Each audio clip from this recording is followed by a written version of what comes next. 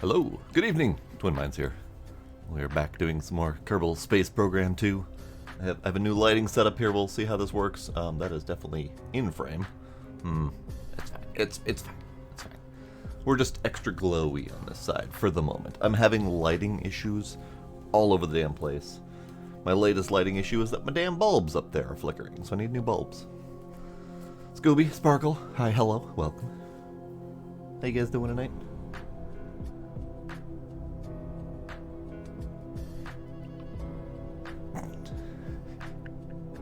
Boop. Boop. So let's tone down the Kerbal music. As much as I like the Kerbal music, I think we need other music for the moment. And of course, as soon as I turn that down, my other music. There it is. Okay. Alright. So we're going to get back in and we're going to figure out what we can do. I still have 3 Kerbals to rescue. Yeah, 3 Kerbals to rescue. So maybe we'll attempt that tonight. I also have more missions to do.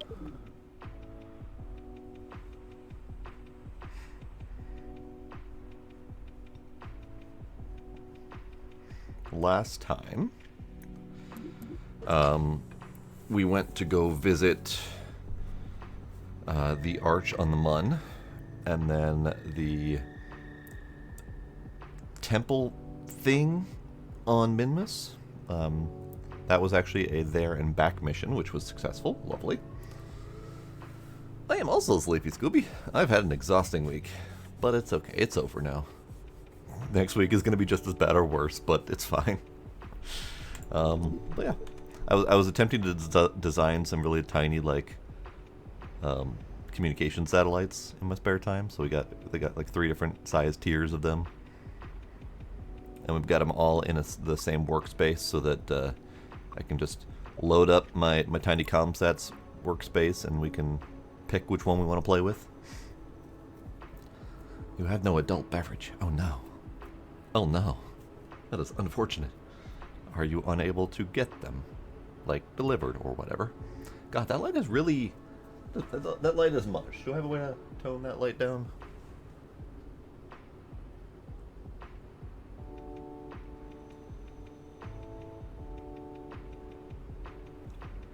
Maybe that's better for the moment.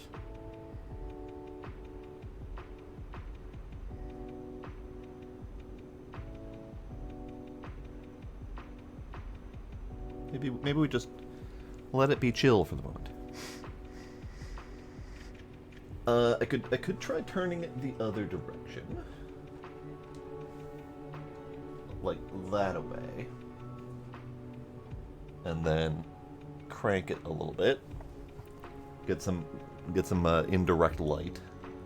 Say that one. Crank it a little bit more. There, that's some decent indirect light.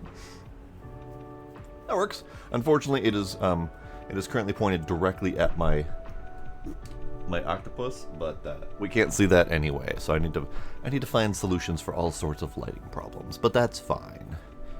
This will do for now until I can get some bulbs up there, and I may have to redo literally everything down here to get lighting working.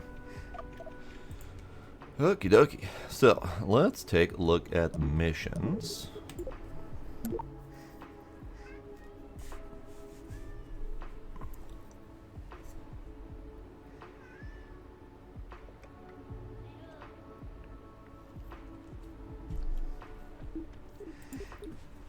So we've got the Duna Monument next.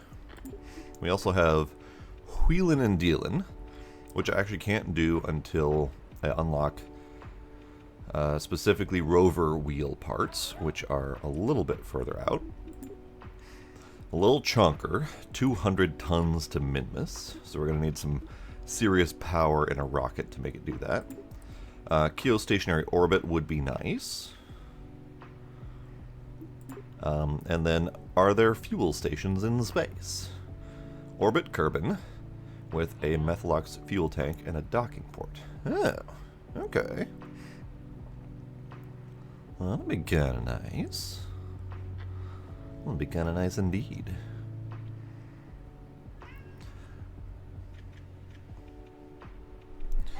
Let's see. I mean, getting it up there is no problem.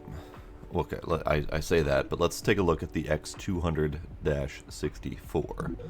Let's see which one that actually is. Because that might not be easy if I don't even have it. Methalox, fuel, tanks. Okay, so that's a medium fuel tank. The X200-64 is a medium fuel tank, so that's not terrible. I could probably get one of those orbiting up there. So that might be a fun little endeavor tonight, is getting a fuel tank up there. As well as, you know, maybe the beginnings of a space station, perhaps. Would be kind of neat. Kitten. Kitten. What are you doing? What are you doing, kitten? What are you up to? Curious kitten things? Kitten. Beans. Kitten beans. Don't go. Don't go. Don't escape. No escape for kitty. Beans.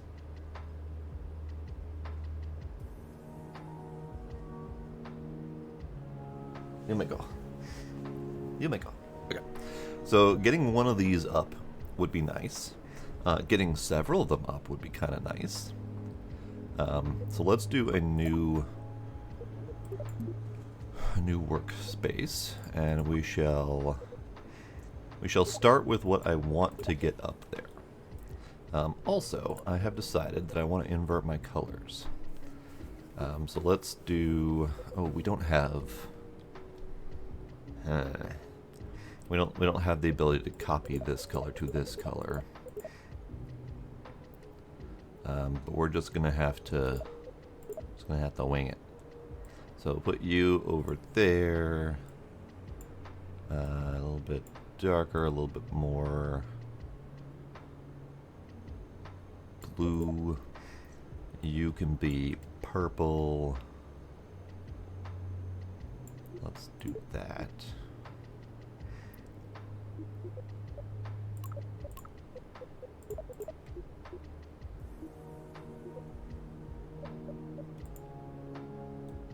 Okay, maybe that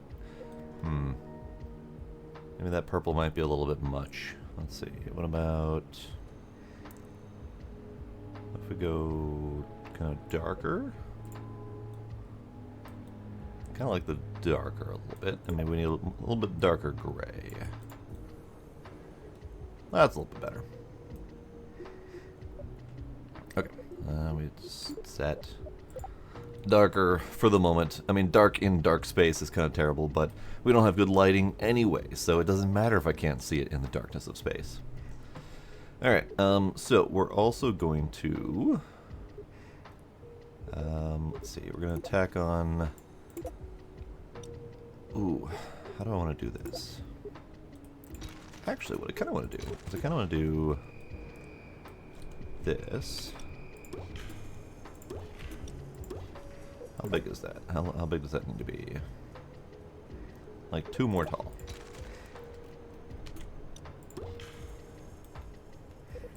So that... okay, you know what? It's fine. It's close enough. That'll be fine. So if the goal is a refueling station in Kerbal orbit, and not only is fuel important, but so is monopropellant. So I want people to be able to refuel monopropellant in space. Now, we don't have all the parts that I think I would want overall, so this might be a temporary station. And actually in that vein, let's do half of that.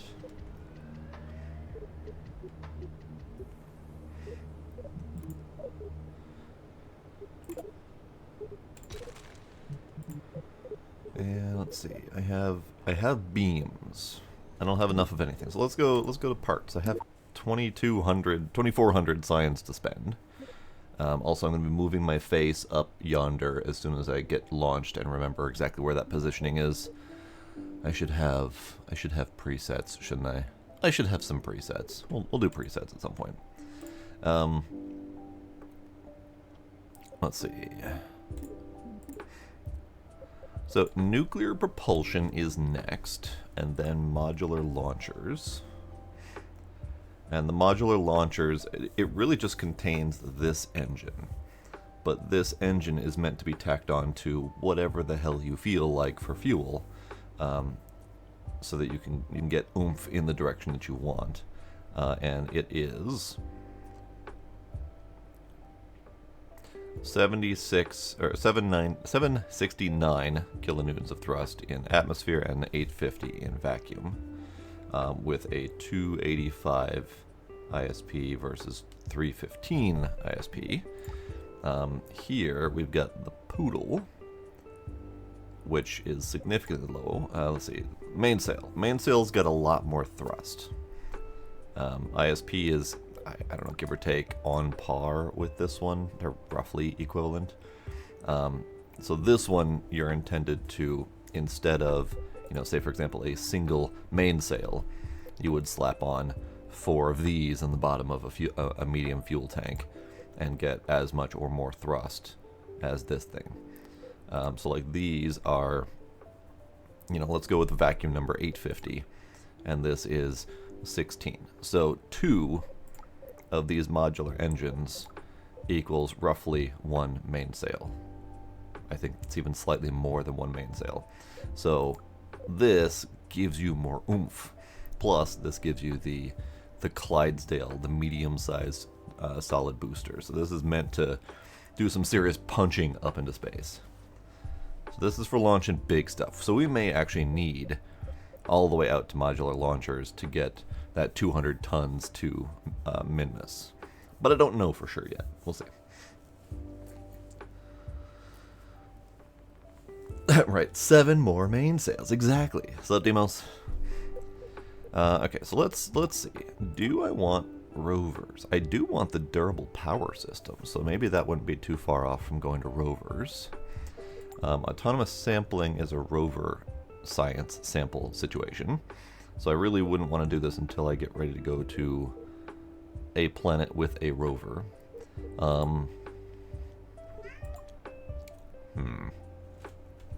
Hello, kitty. Honestly, I kind of want to skip the rovers for the moment. Never been great at building rover things. And the wheelin' and dealin' is like 50 science. So it's not worth doing, basically. It would be worth doing if the wheeling and dealing worked with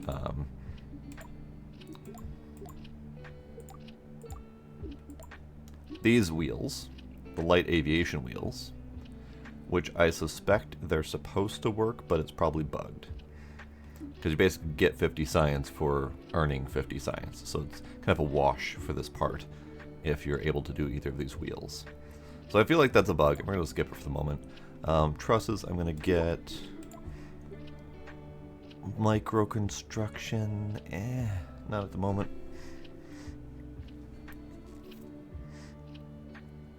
Speed run the campaign so you can get a special suit? Do tell me more, Demos. Not that I am in the speedrun mentality or capability, but if it's something within my power, I might give it a shot.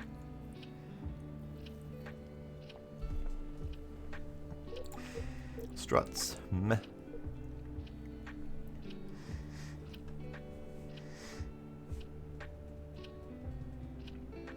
Oh, you're not talking about Kerbals. Okay. Okay. Let's see. So these are extra small parts. Power management, long range probes. Those would be kind of nice. 200 megameter data transmitter. Oh, those would be nice.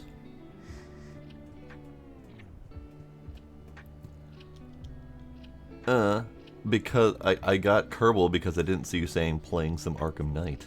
I just immediately saw trying to speedrun the campaign to get a special suit. I'm like, ooh, special space suit? That'd be kind of nice. Research miniaturization. This is the radial environmental survey. So that would be the same as this environmental survey, but in a small form factor. So you could, in theory, take this environmental survey and tack it onto a probe to send wherever. The only problem with that is that it takes samples, so you would need to be able to recover that probe at some point or another, or be visited by Kerbal to get the science pickup.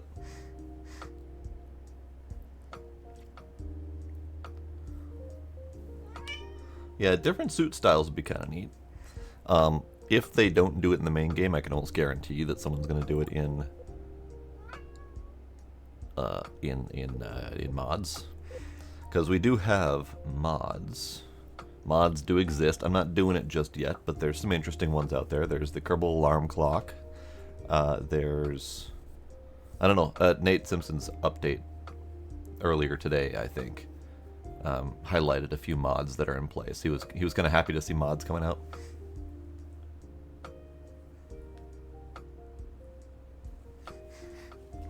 Gila, what are you doing? What are you doing?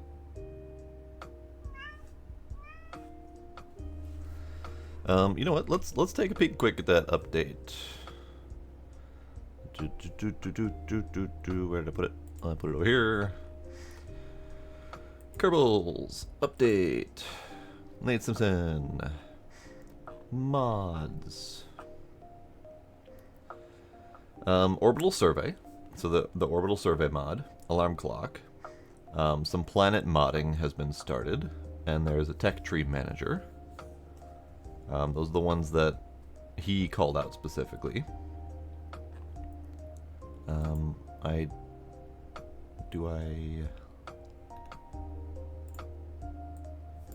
need to clean up my desktop. I got too much crap.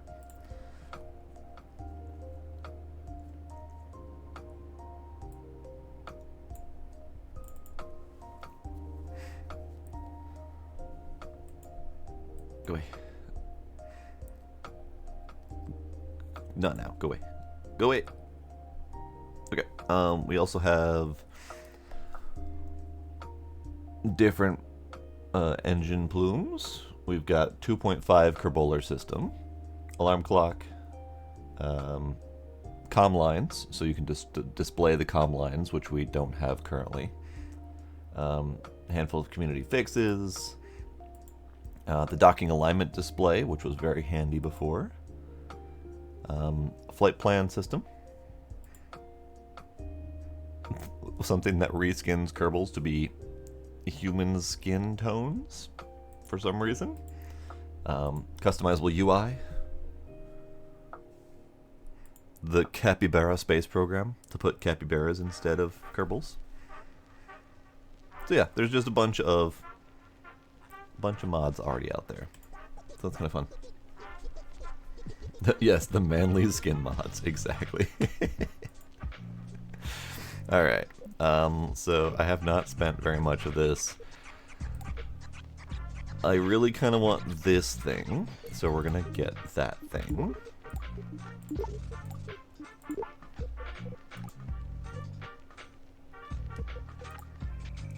Tiny engines will be fun once I start doing more probe stuff, so we'll hold on to that. Precision propulsion is all about various RTG or RCS thrusters, and then the thud. Thud's kind of nice. Variable power systems would be nice. That's a reaction wheel for medium, so you can have more reaction power to turn your engines or turn your rockets when you need to. So look at this one. I need that one. And that'll put me a step towards doing rovers whenever we decide to do that. What is with this jazz horn? Jazz horn, you need to chill.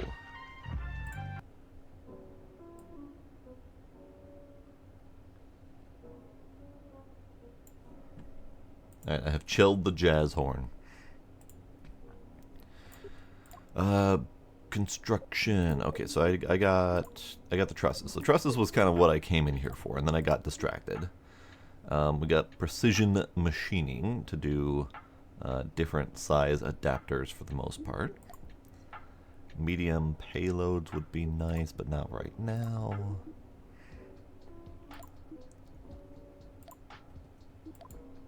It's couple. Tiny docking port. Okay. Jets, planes, jets, etc. Autonomous sampling would be nice, however, I don't know if I need that just yet. I'm just looking to see what other science there might be. Ooh, deep space probes. Nice. Orbital science. So this thing. Star Lab. So this would be something that I would plan for to connect at a later time to the space station around Kerbal. That'd be kind of neat. And that would be... kind of wanted to do large docking for the space station, but it's fine. We'll just assume that this isn't happening for a while.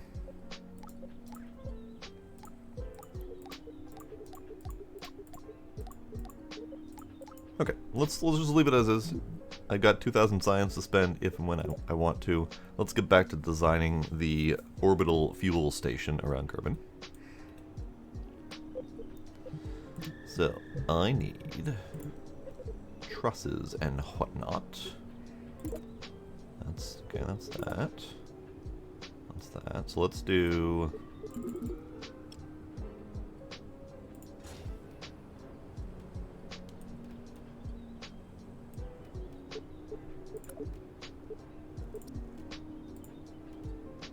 scoot you in a hair just so you're kind of clipping in.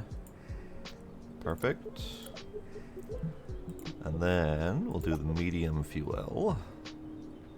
Oh yeah, those are gonna be fun to attach. Okay, so let's upright.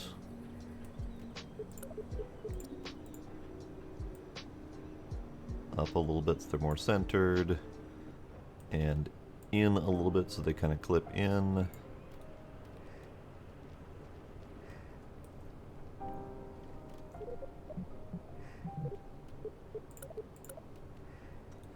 Alright, so that kind of gives me the basis of the docking station. We need... let's see, we need... Do I have any RCS right now? I might need to get some. It's not in engines. Payload, wings...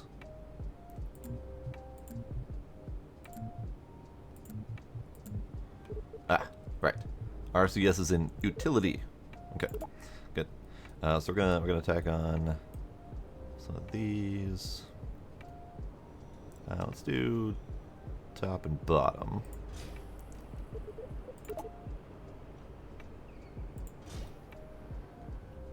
So we have lots of RCS controls to get this thing moving as needed. Could do a reaction wheel.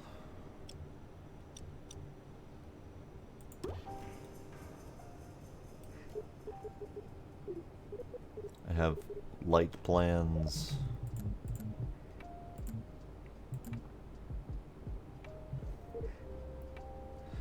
Okay, let's see.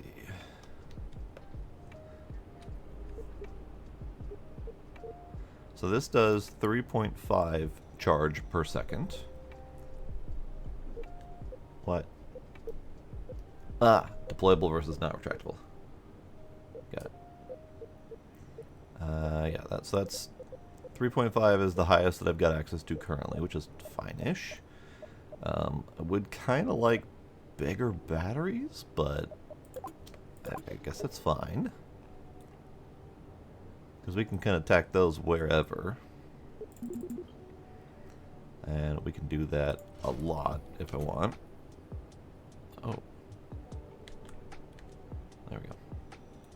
Keep forgetting which buttons do what. So if you do Control C to copy, C is also the magnet button, which turns off the snapping. So you gotta be a little bit careful with that. So that's so much battery. That should be fine.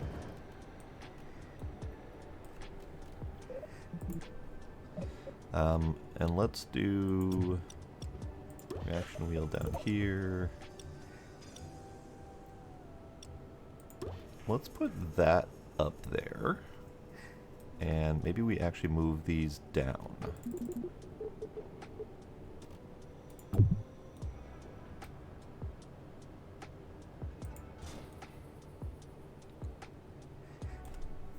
Give it a little bit of a asymmetrical look to it.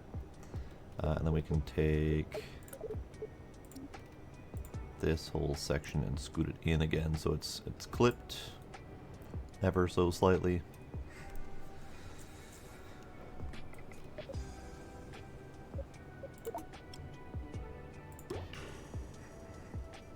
Yeah, you know what? Let's do that.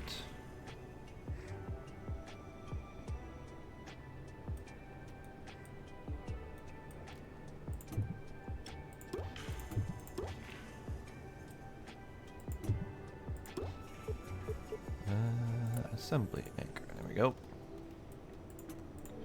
Okay.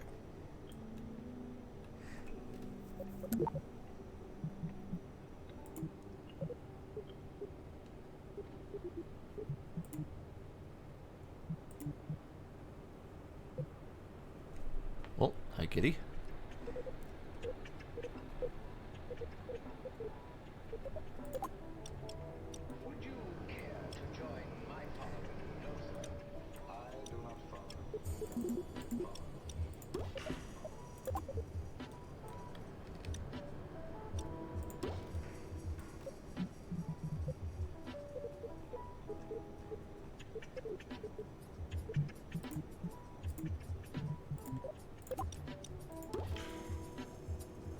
That might look a little bit silly, but we'll see. That's fine. It's fine.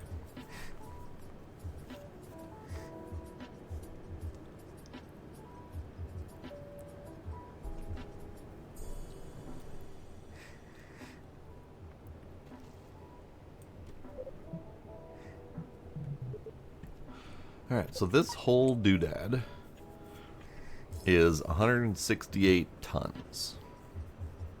Dry mass is only 22.5 tons. So we got 140 something tons of fuel in these things. So that's good to know. I do wonder, do we have the option?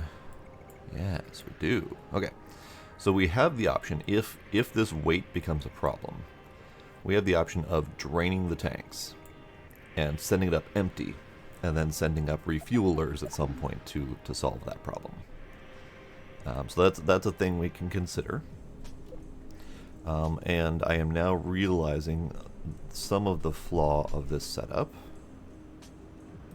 Or not necessarily flaw, but stuff I haven't completed yet. I need to have docks on this thing so that the ships can come up and dock. Because docking is kind of the whole game here. So we'll have docks there. At some point, what I'm probably going to do is add an attacher so that we can expand this thing. So we're probably going to need to do like a dock down there. That's not the direction that's supposed to be facing.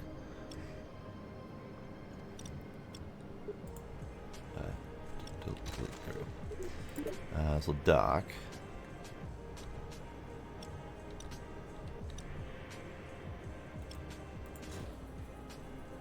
Why is that doing that? Okay, it's fine. Whatever. It's fine. You know what? I think we need something else in the middle there. We might almost need to extend out a little bit this way.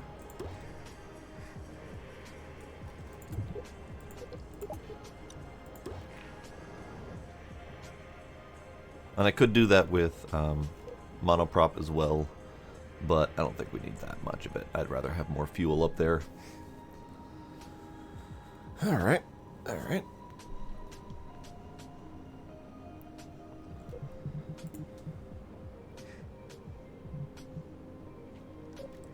So in that case then, let's copy that. Put that down there.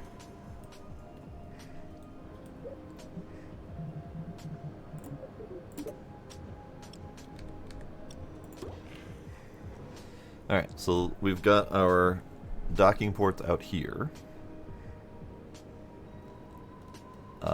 which ships can dock to connect and refuel as needed.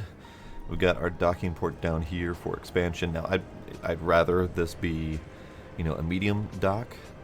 And is that something that's affordable? It might not be affordable, which would be fine. It's under tiny and large docking, so that's going to cost almost 1,000 points to get there.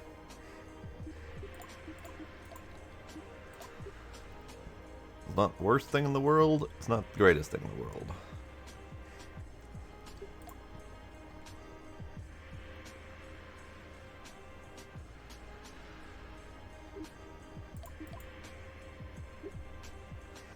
Nah, we'll just have to plan on going bigger and better later.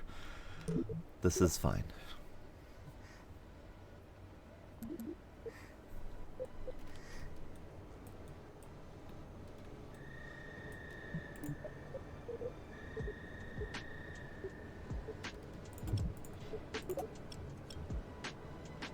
Oh, that might not be bad.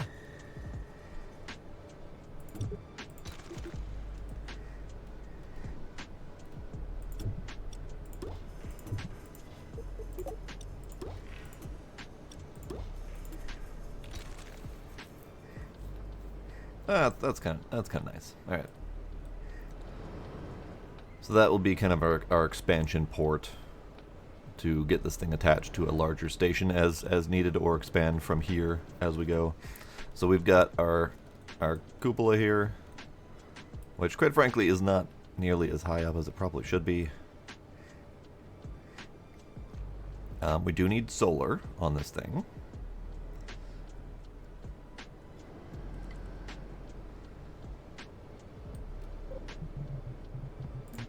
So we've got the side attached batteries, that's good. So the solar, what I probably should do is attach them here.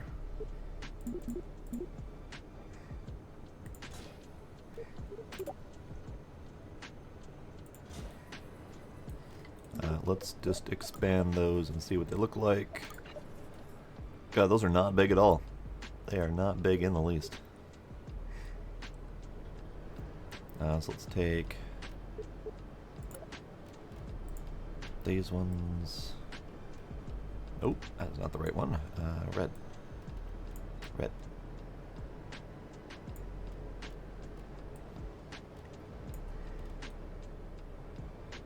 Okay. So that kind of separates them out a little bit. So this one's opening upward and this one's opening downward. And they're going to rotate, so it doesn't matter which direction they're facing. Okay, so the point of these is whenever a ship is going to dock at one of these ports, you just retract the ones in question, and they'll be out of the way for the docking period. Now I do see that those stick out quite a bit. Let's see. Should be able to clip those in a ways. Let's do that.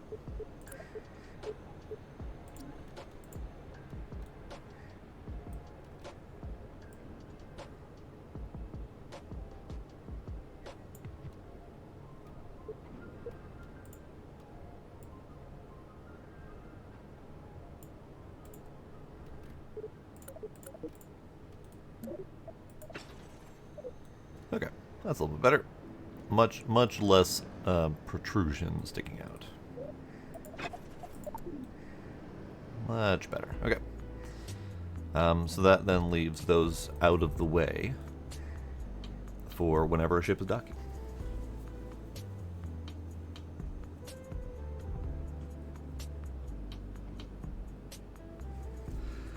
The alternative placement, and I just thought about this. Let's expand these again just so we can see them.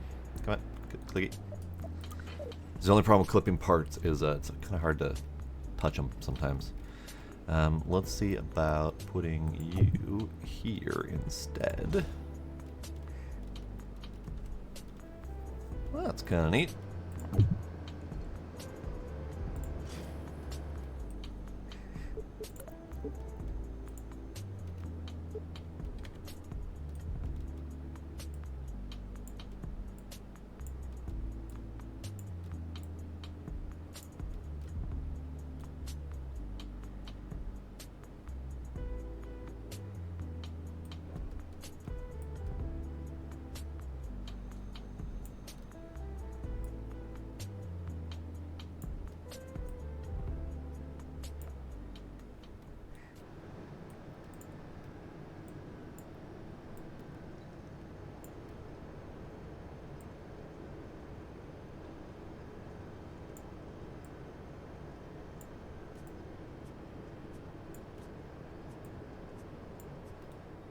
Okay, they're not perfect, but they will do. That needs to be rotated more, doesn't it?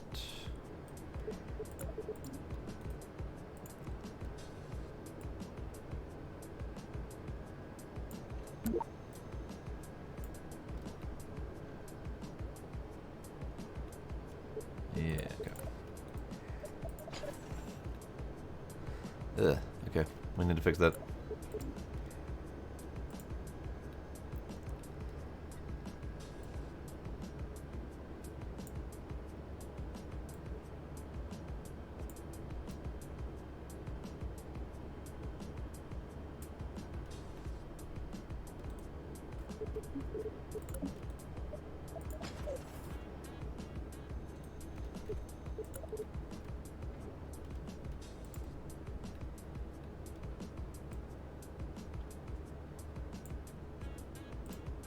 Okay.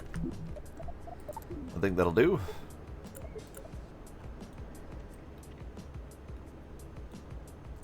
So now we got solar, we got docking ports, we have expansion ports, we've got monopropellant storage, big fuel storage, we have a cupola up here. The cupola is not really doing as good of a job as I had kind of hoped it would. I was kind of hoping it'd be sticking out a little bit more, but since I took it off of the can, it's not doing as good of a job. So what if we put it back on top of a can? What if we do that? Let's do assembly anchor here. Take you off, put you back, put you back.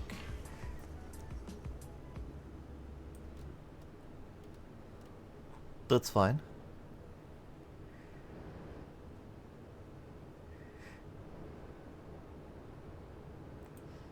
That's fine.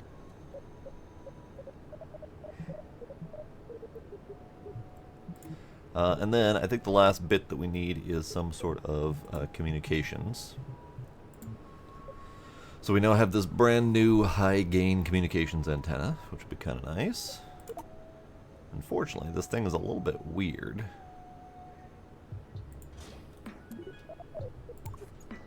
That's it. It's itty bitty. Oh, 25 a second. Alright. What are we doing with these solars, by the way? No idea. Okay. It doesn't tell you. Thrust weight. Command pod. And energy? Do we have energy on a report somewhere?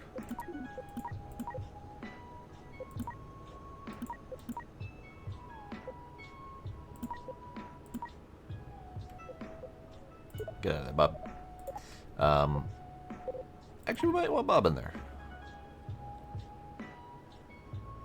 Maybe we'll put Tim in. Who should be a permanent resident of the space station? I'm taking votes now, so we can figure it out. So this does not give me information. Okay. Solar. You are 3.5 charge per second, and we've got 8 of them.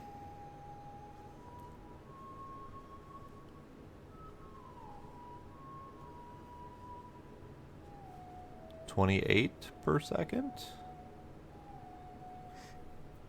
You want Jared? Do we have a Jared? We have a Jared. Jared. I don't know who Jared is, but Jared might be permanently orbiting carbon. He's been ejected from the planet. Alright. Let's see if my math on 3.5 is right. 28, yes, okay. So we only have 28 juice per second. I don't know what all of my requirements are. This is 0.39 per second. Data transmission is 1.3, whatever, it's fine, that's temporary. This is 0.5 per second. So we won't really have much power requirement outside of communications, and that's 25 per second. So that's actually really ridiculous, but I think that's only when transmitting. I don't know for sure though. Oh, that's megameters. These are gigameters. So it might actually not be that bad to just tack these on instead. 8.6 gigameters. How big are you? Kinda big. Kinda big.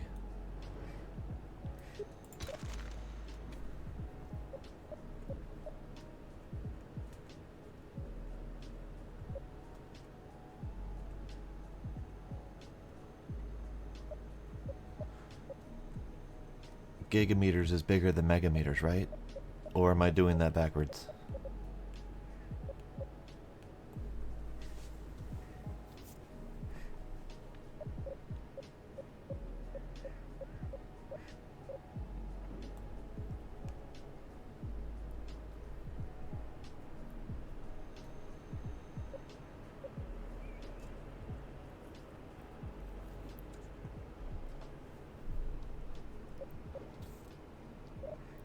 Am I gonna have to Google that? I think I'm gonna have to Google that because I'm dumb.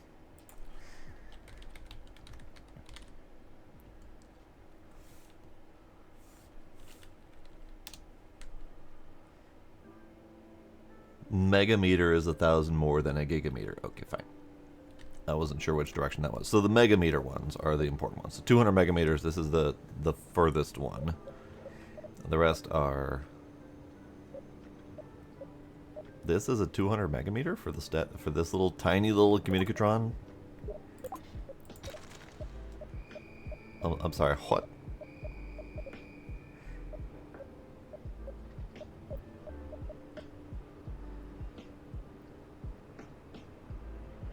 It's fine. It's fine. We're gonna need to redo it all anyway. It's fine. We're gonna put one of these on. You can go. I don't know if it matters exactly where it goes. Let's put you right here.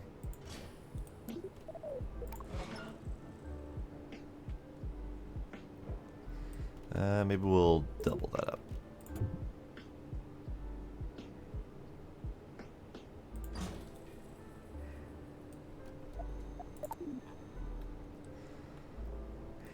And just to have our bases covered, we're going to slap a couple of these down here.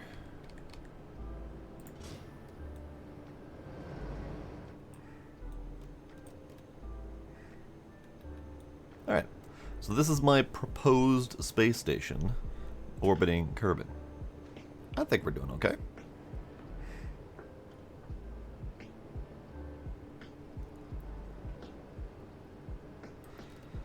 Let's see, fine-tune adjustment here.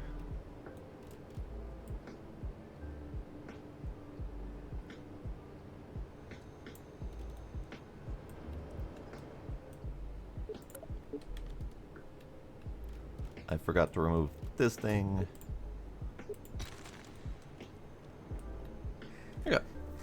Let's see if we can get this up into space. So first off,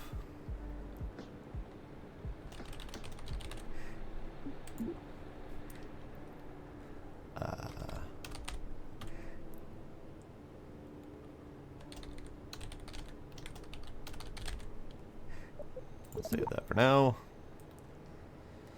Okay, so this whole monstrosity ended up being 171.5 tons. So we're going to see if we can get it up as is, and if not, then we'll have to drain it of juice and refill it in space.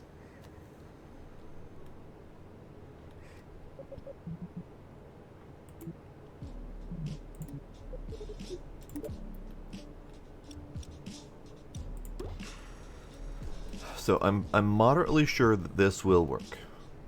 Dock it, connect it, send it, undock it in space. If that doesn't work, we're going to have to do like a special fairing connector doodad here or something like that. We'll see if we can do it this way. So let's do medium. Yes, medium pod.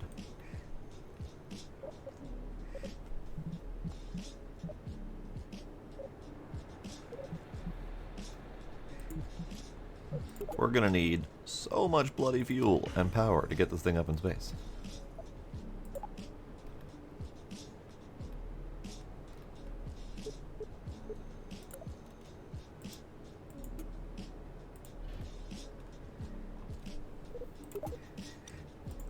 Let's go for this. We're gonna... I have a reaction wheel right here, but I think we're gonna need another one.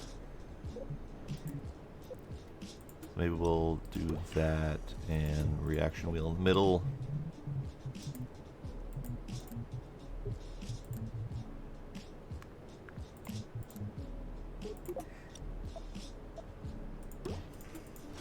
Nope, that's not how a fuel system goes.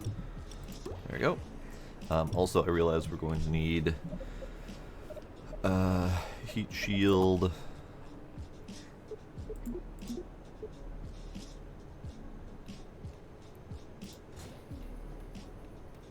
Parachutes.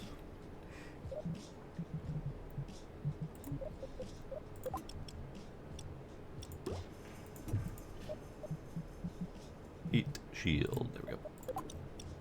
Heat shield. Connector. Oomph.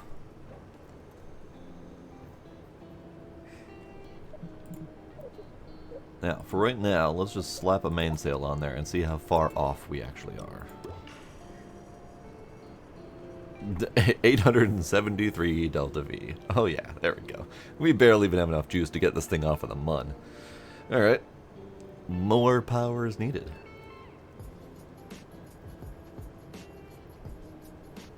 That's fine. Kind of expected that.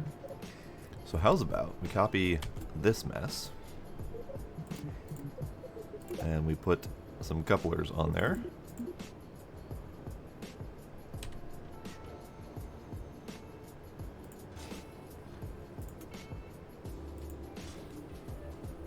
And we give it more juice.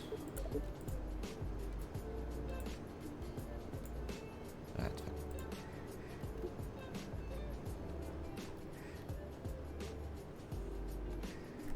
Howdy, smooth agent. Welcome.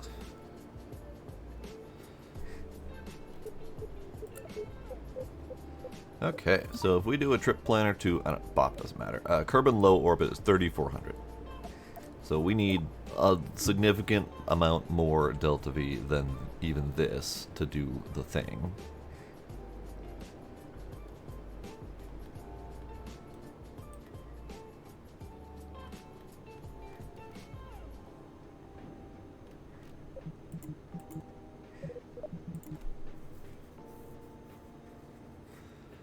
So how's about we take you off and give you this one instead.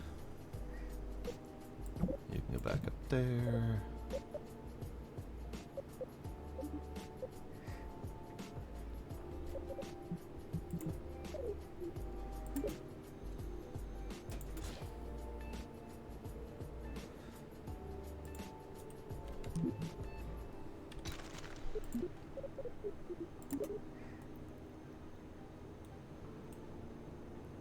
Oh.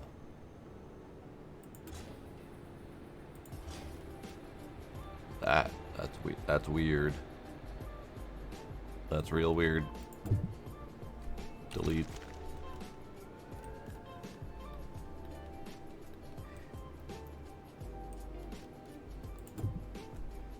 Delete. Delete. Delete. Oh god, how many did you add? Delete. Alright, I think these are screwed up. Let's get rid of those. Let's start over on those. So let's do...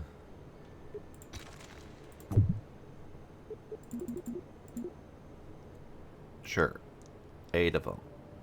It's probably overkill. But let's give it a try.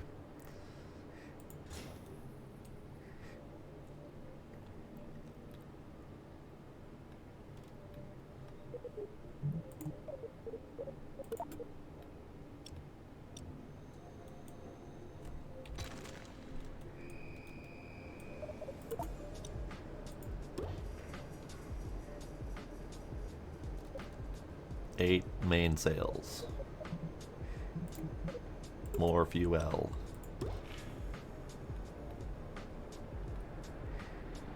Got 3,500 delta V off of that. Okay, that's good. We're getting somewhere. More fuel.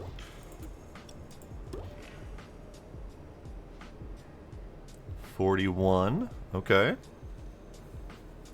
Again, getting there.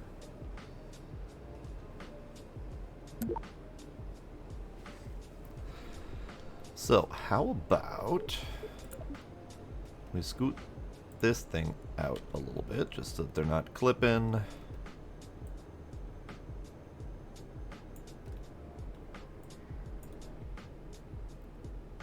That's fine. I mean, they're not physically attached, but they're emotionally attached. There we go.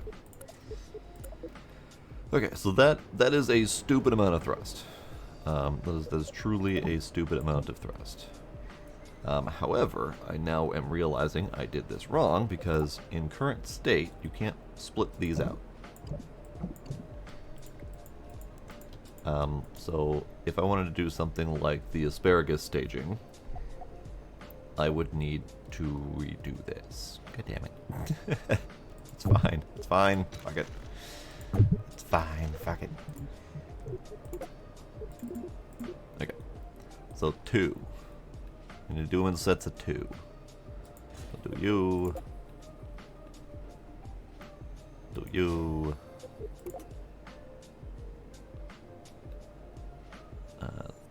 We do.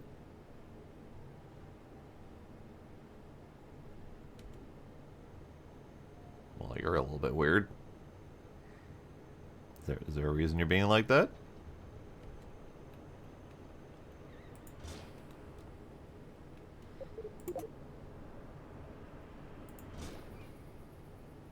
Okay, that's apparently going to be like that.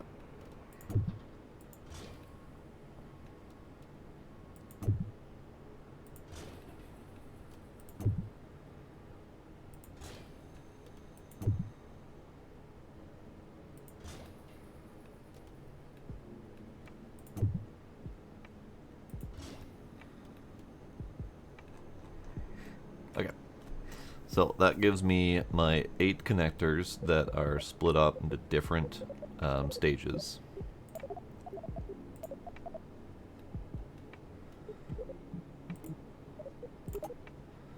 Then we need to do these.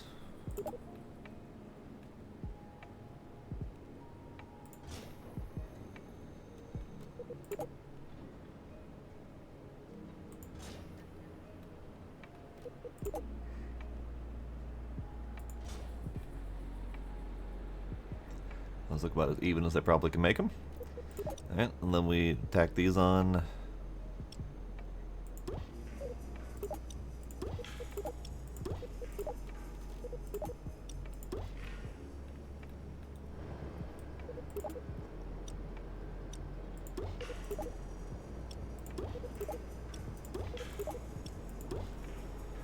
Alright, and then we throw on a bunch of engines. And then we hope for the best.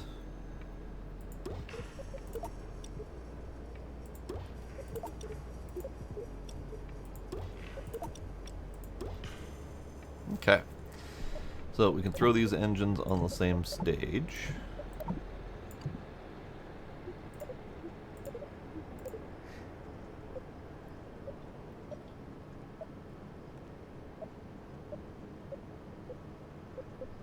It's fine, it doesn't particularly matter which direction they go in.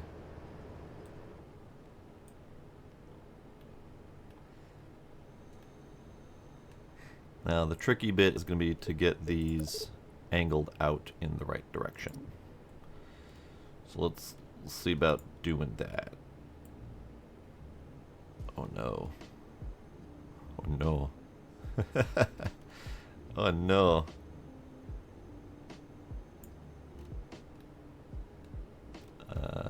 What if...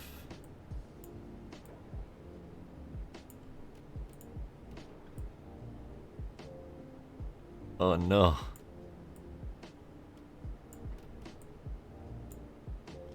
Oh no. Control Z? Control Z doesn't exist. Wait, Control Z exists. Okay, this is good.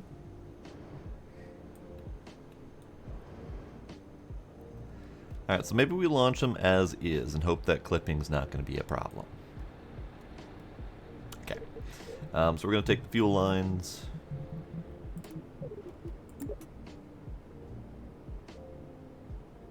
And we're gonna get all up in the grill here.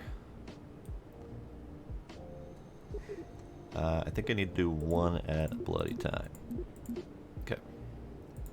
Fuel line.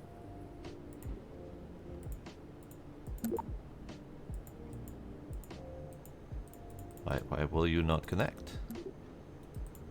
Why will you not connect?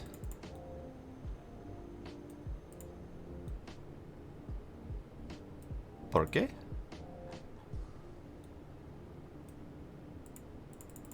It's not connecting.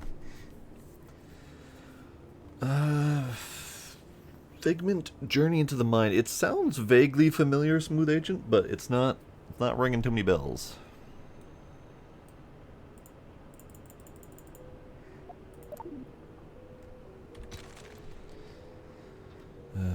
Okay.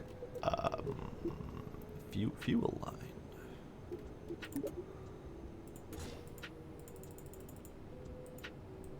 Yeah, fuel lines are not letting me do. Okay, so what if instead we do it from the outside?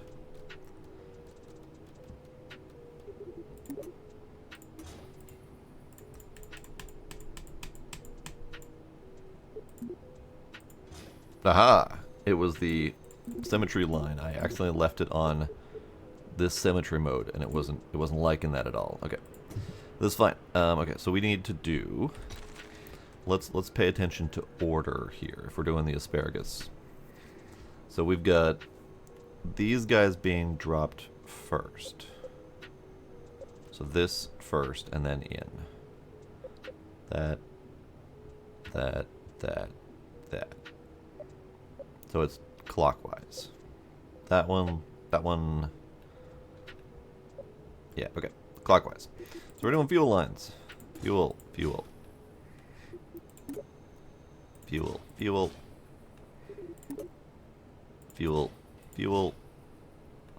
So that's this one feeds to this one, which feeds to this one, which feeds to this one. So as these empty out, this one will be dropped first, according to this stage, with this one having as much fuel as it can, etc.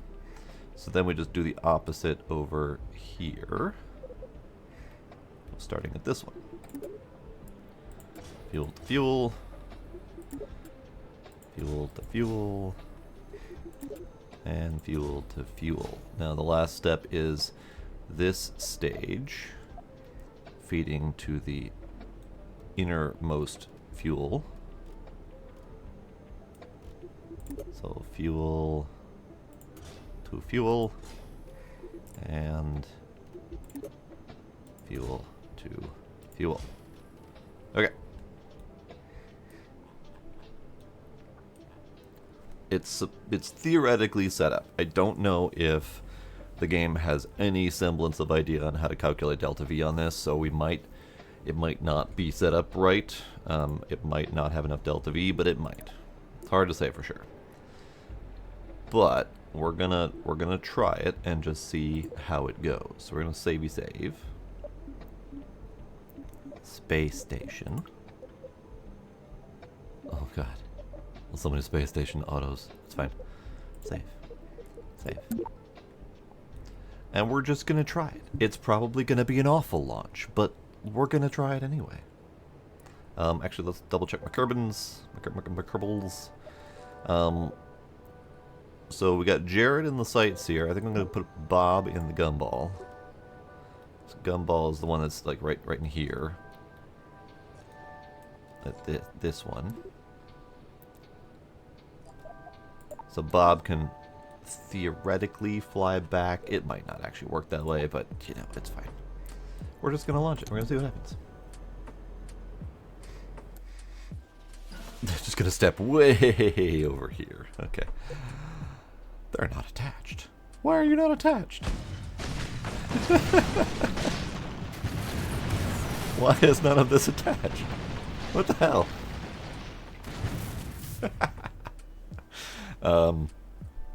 Go!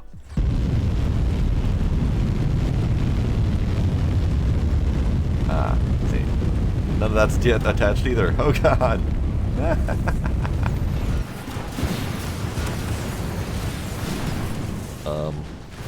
Right.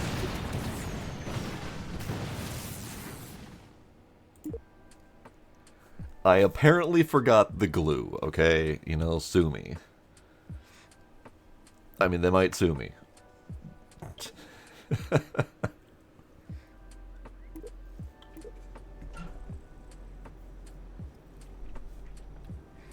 Okay, so let's remove these.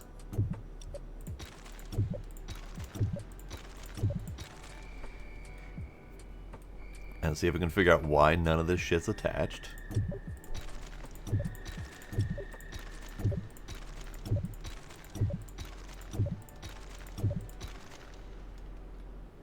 Okay, but these are attached, right? Like, these are all attached? Would be nice, so I don't have to redo the fuel staging. But while I'm in here, I might as well get the inner lines connected here.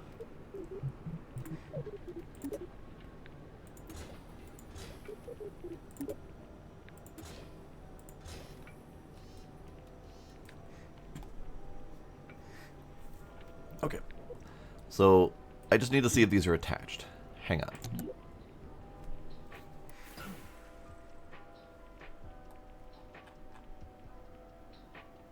They're attached. They're not falling off of the rocket. This is good. This part's less good, but it's fine.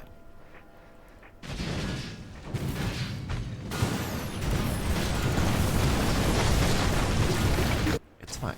It's fine.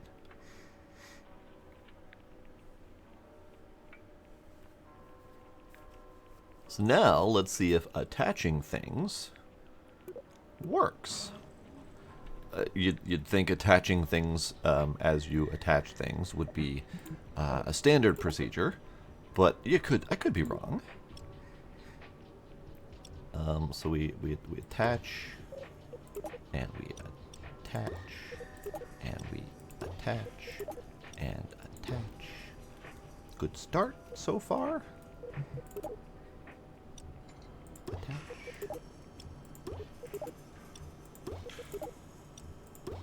Okay, this is good.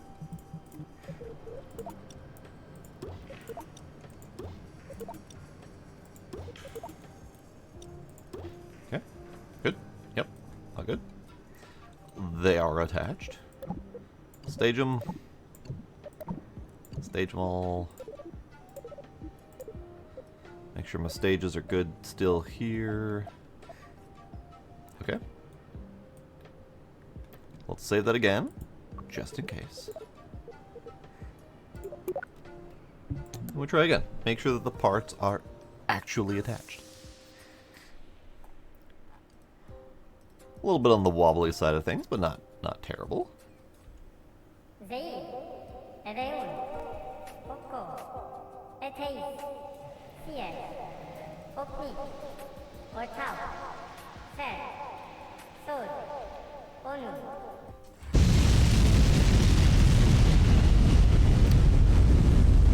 Did I not check thrust to weight ratios? I don't think I checked thrust to weight ratios. We're hovering. I think we have a 0.01 over thrust to weight ratio here. Right. We're going up. Technically. Uh-oh. Uh-oh.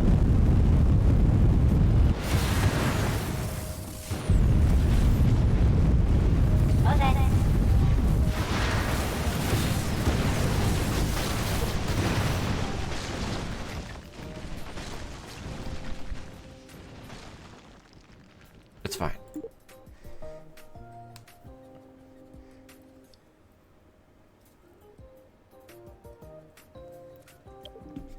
I just figured with 8 of the big ass biggest ass engines that we have, that would be enough power. But apparently I was not correct. We were at 0.967. So as I started burning fuel, I started going above the 1 thrust to weight ratio, and I started going up very slowly. But that was not enough, apparently. If I take off these extra weight, that puts us at 1.2, but significantly less delta V. So that's cool. That's real cool.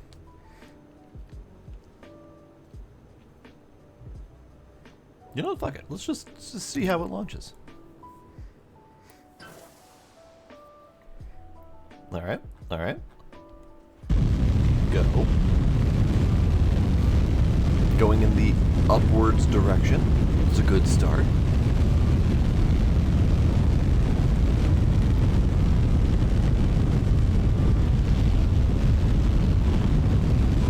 How fast that's burning, oh man.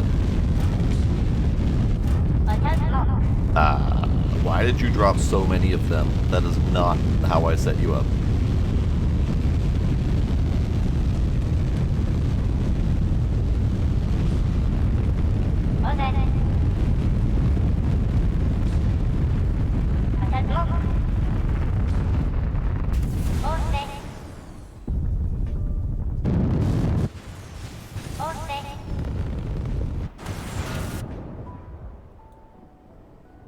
Hey, we survived. Like, nice. I love the parachutes having a problem dealing with water. Alright. So. I don't know exactly what's going on, but the decoupling is not working correctly. It's not cool. I don't like that. Because I hit the staging to decouple one pair of them, and it decouples like all of them on one side. So like the way I have it set up is this pair gets decoupled first, but instead of decoupling this one and this one, it's decoupling all of these. I don't know why, but that's what's happening. Hello, Sparkle. You did actually say something when I stream first started, but it's okay. I understand sparkly games. So why are you doing that? Is it just because they need to be separated out a little bit? I'll give it a shot.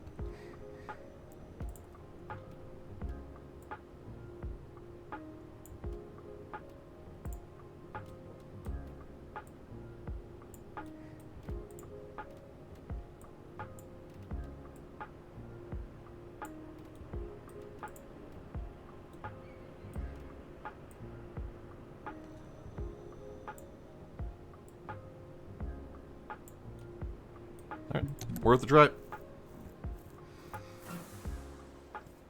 Oh no.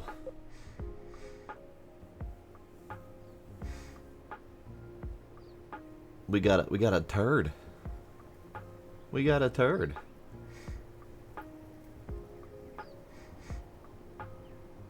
Soulstone Survivors. Ah, it's a Vampire Survivors type game. Okay.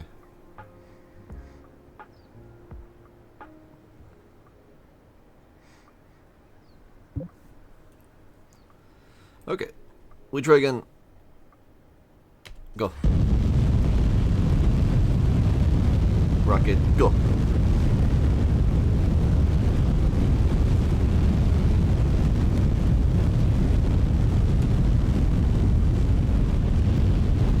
Also, rocket pause. I was going to redo my face once we got into space. And my space face was not remembered. I'm just gonna put that. I'm gonna put me over there for the moment. Space face. Okay, so we're here. We're rocketing. We are rocketing.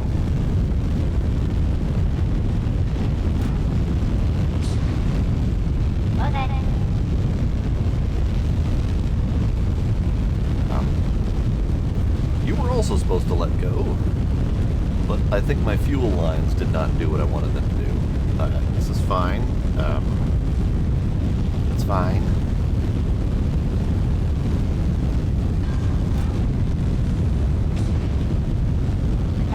Those are definitely not releasing in pairs like they should be. Okay. It's fine. It's fine. It's fine. It's fine. It's fine. It's fine.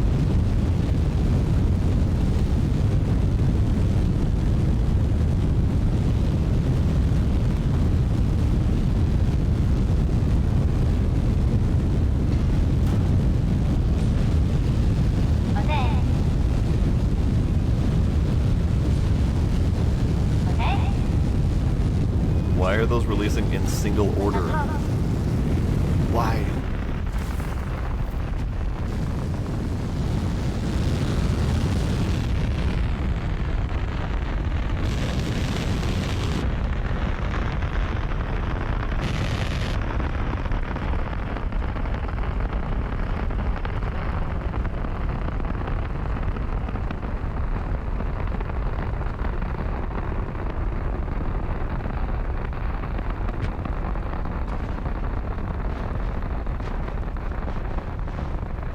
Parachute time.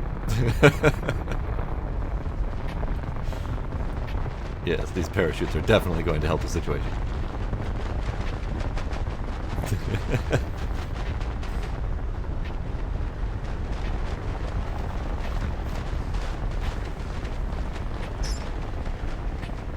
We're gonna let this go.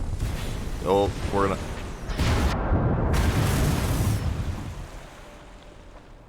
And revert to VAB.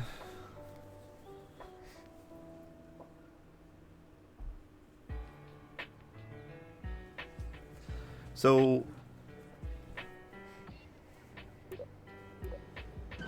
shit ain't working right. So all of my staging down here, all of these pairs, are just literally not working. I don't know why they're not working, but I think we're gonna have to do it manually. So, time to rebuild.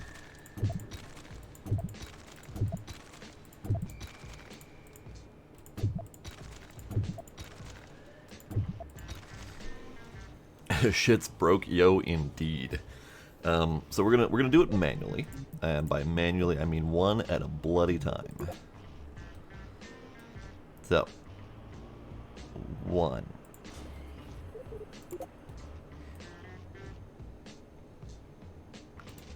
2. 3. 4. We're gonna keep going around this way, and we're gonna have them lined up as best as I can.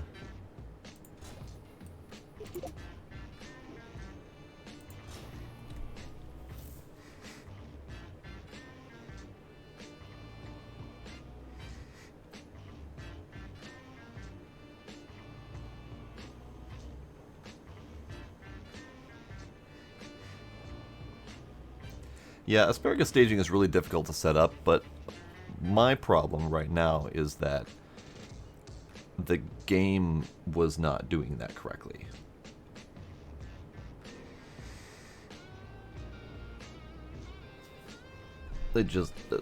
I set up, I added them in pairs, and they were not behaving in pairs. So something was definitely up with that. I don't know what was up with that, but they were definitely up and not with. So I need to now pair these correctly.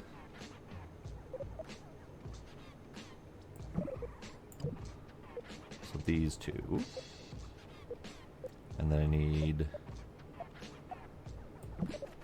these two. Nope, that was not correct.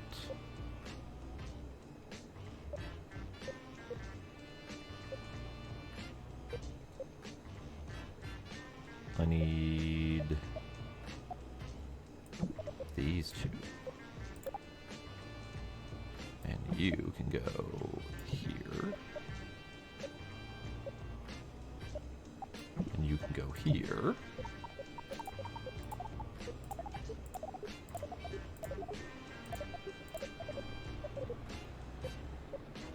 Okay, so those are my pairs. I should probably test to make sure that they pair correctly. So maybe we'll just tack on some fuel tanks and do that before I do anything else. Can I do this? No. No, I cannot. Okay. We're doing one at a time. Sup, Bloody Beer Man? Tiflo, welcome. One at a time. One at a time.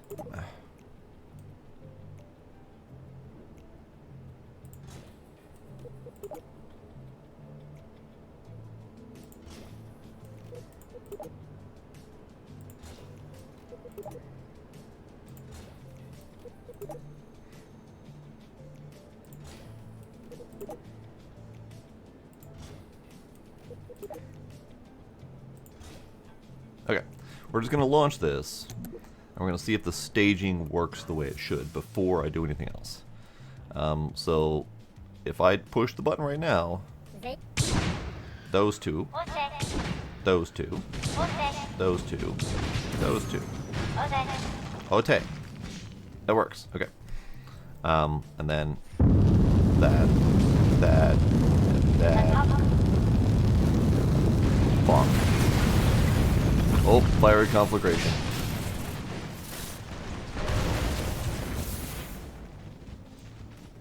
It's fine. But we know that the staging works now.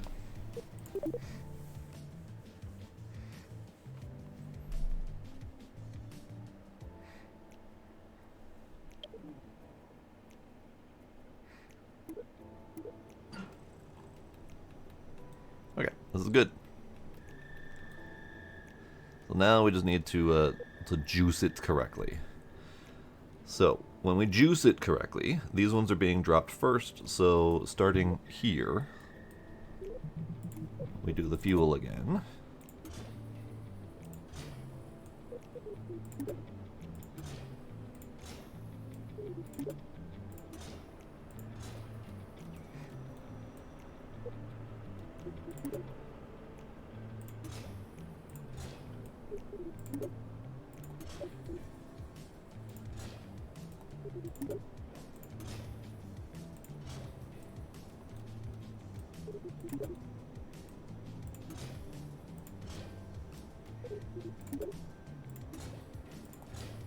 Okay, and then we tank again.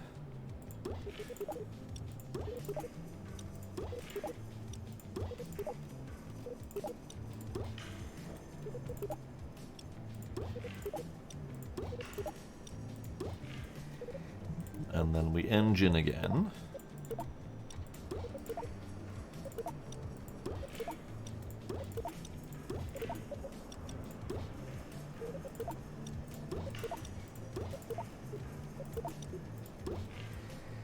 And then we throw all these buggers in the same stage.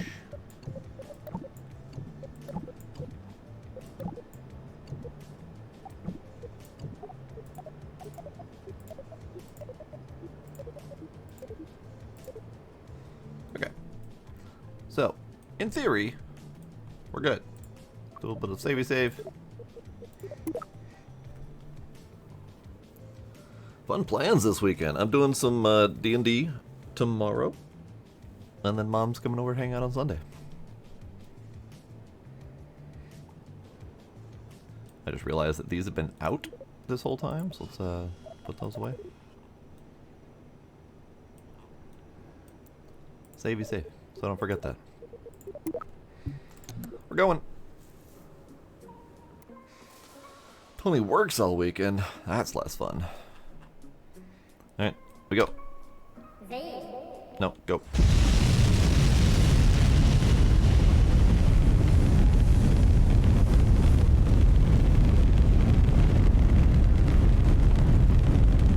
Okay, so those are now fuel draining down there, as expected.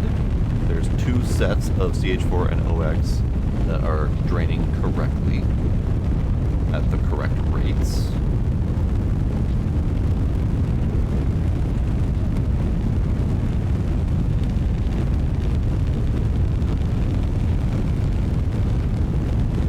And they're empty, so we drop them.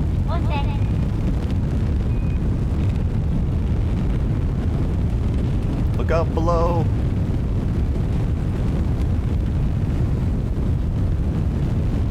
And we are still going in the upward direction. This is leagues ahead of where we were at before. I am now noticing that my pod is empty. So we're probably going to end up with this whole stage here dropping dead.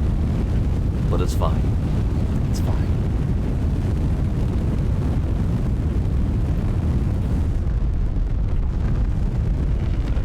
Slowing our speed a little bit till we get around 10,000.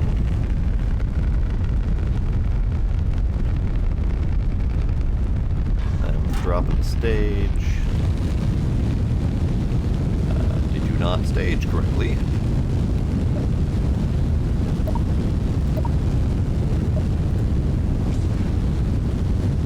There we go. Okay. I don't know why they didn't drop. I think that's the double tap stage situation.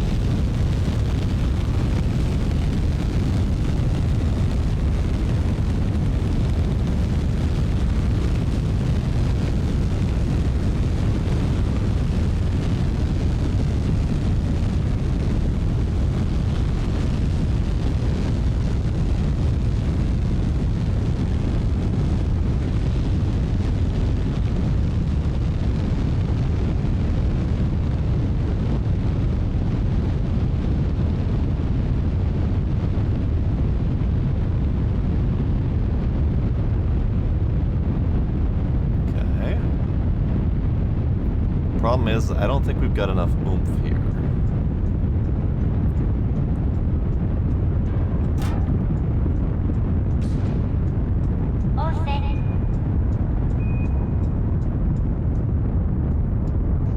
We definitely have a lot of power going.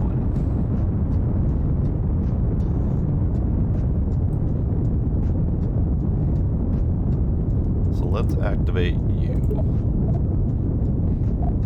Get a little bit more power going.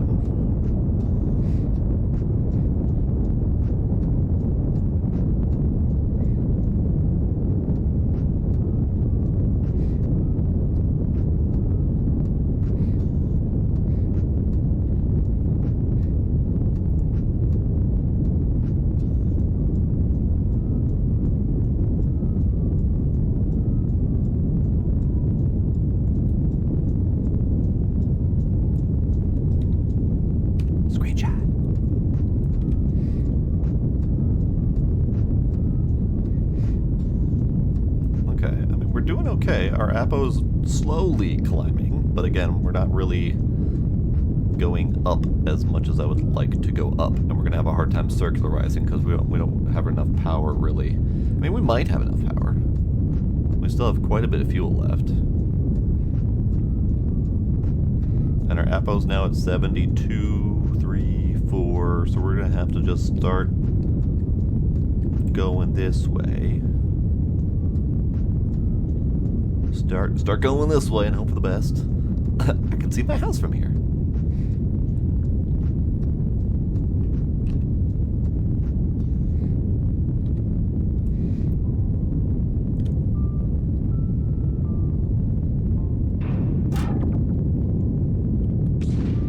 Okay, so those guys can go. We are now on the single central thrust.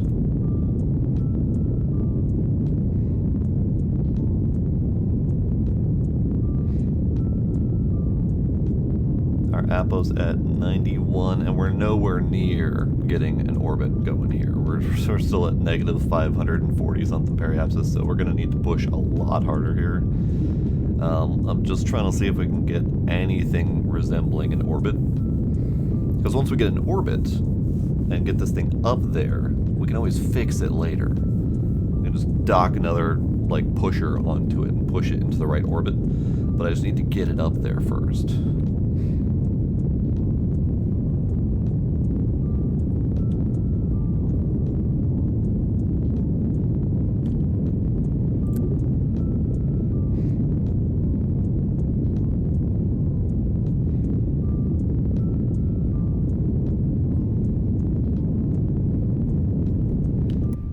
is not circularizing quickly. Oh god, we lost our lines.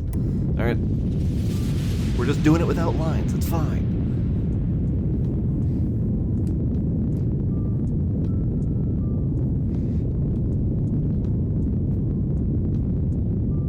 Oh, we are just barely pushing at the Apo. So this thing is missing some power, perhaps. Do we have science to do? We have 4 science to do. Crew observations. Sure. Get that transmitted, bud. 4 whole science. Oh, yeah. You do you.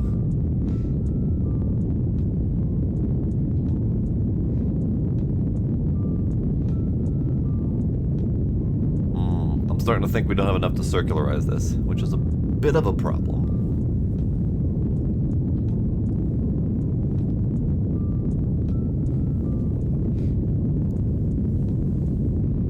Gonna keep pushing. Maybe we push a little bit further this away. It's not quite the ideal, but we've got enough height to work with that pushing this way is fine.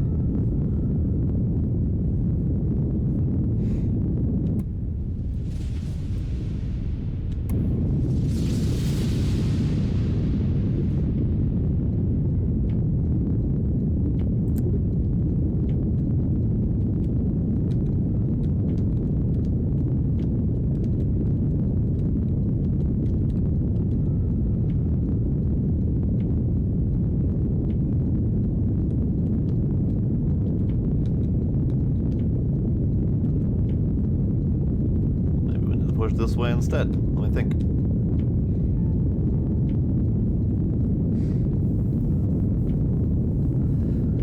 Yes, it is the one. Still some issues to iron out, but it is definitely treating me better.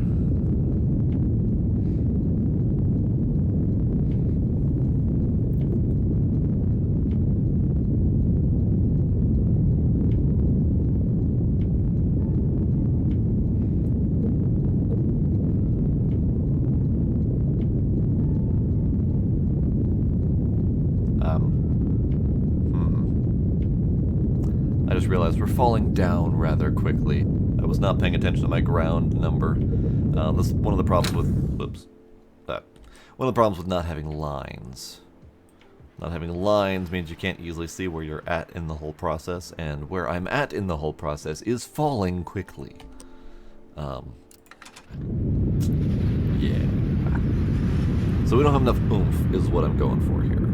We don't... This engine does not have enough power to get the rest of this thing going upward. At least not fast enough. So we're going to need more power. Like, this engine would be fine for circularizing, but only if we got enough power to get a decent push on our periapsis before falling down into orbit.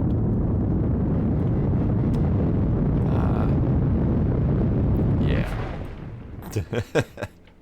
It just pops. Alright.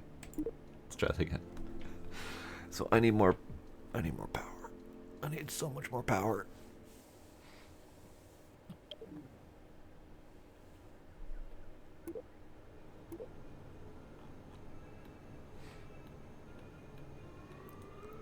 So 8 mainsails is not enough power. Okay, cool.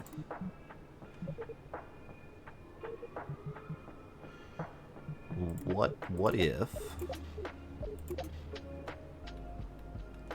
if even more power? Nope. What if more power? What if we do some of these?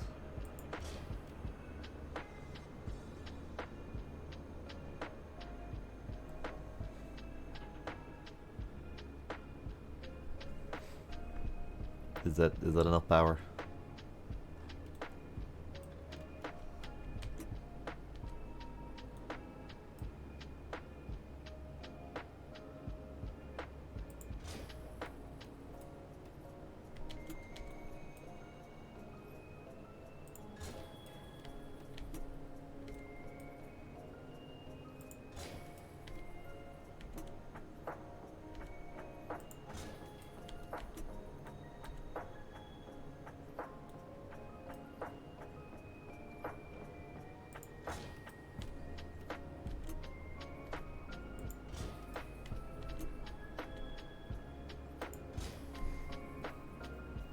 more power.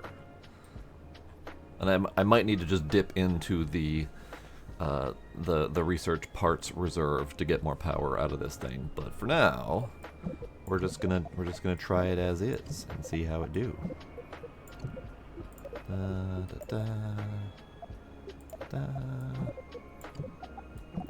Doodly doo.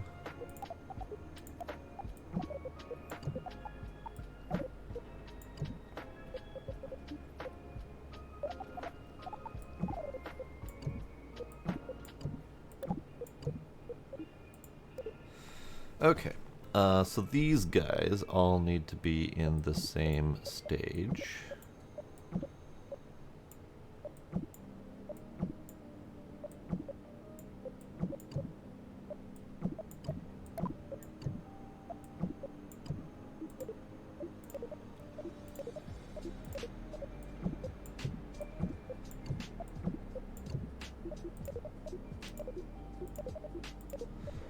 They need to go with these guys to get more power. And then they need to detach. Probably first. Probably maybe, sort of. Alternately, I could just not detach them and have them detach with their asparagus stage. But I feel like we'd be carrying a lot of dead weight at that point. So let's just give this a try. Let's just see what happens here. I'm fine with testing a few rockets. Oh, it's so wiggly. Let's get it going first. It's so wiggly. Oh, it's just breaking apart. Okay, well.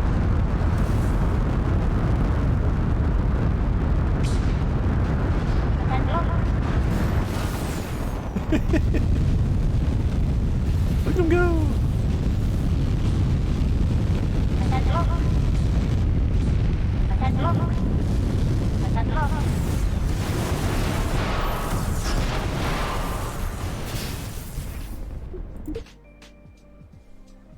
It was very wiggly. So maybe we need to solve that problem. I was not expecting wiggly rockets to be a problem anymore, but apparently once you start doing 3 layers deep of connectors, it does not like that very much. So how's about do a setting, gameplay,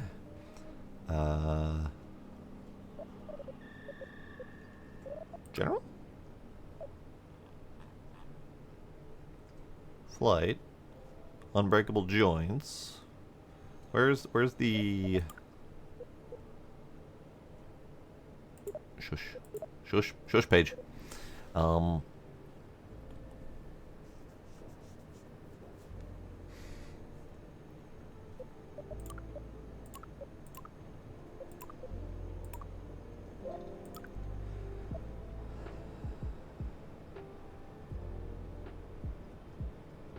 Docking.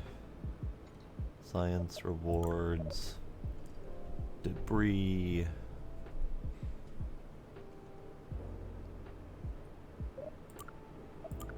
Is there a reason I can't find it? Am I dumb? Did they move it?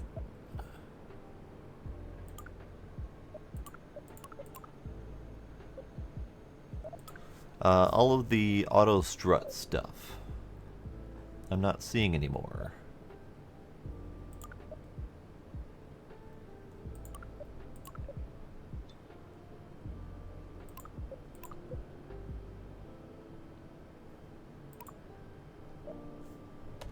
I do not see it anymore. Alright, fine. Be that way. We're just gonna buy struts then.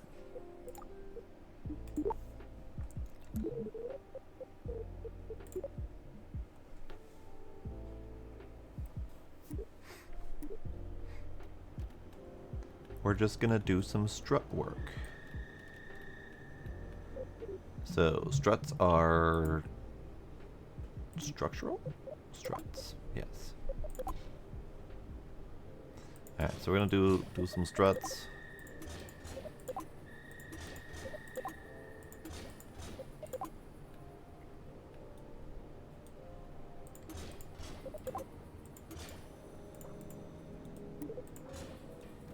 didn't quite do what I wanted to do, but that's fine.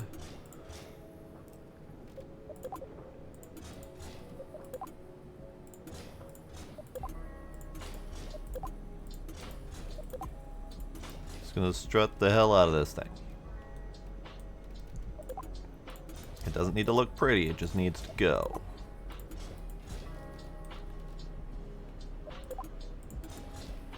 Okay, we are strutted. Save it. Launch it. Make it do the go.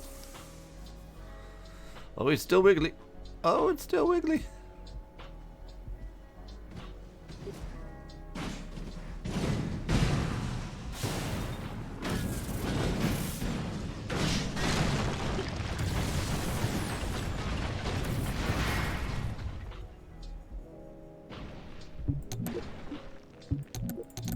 Oh, can't make it go after it's broken apart. Okay, so why is it wiggly? Do I need to strut them to each other?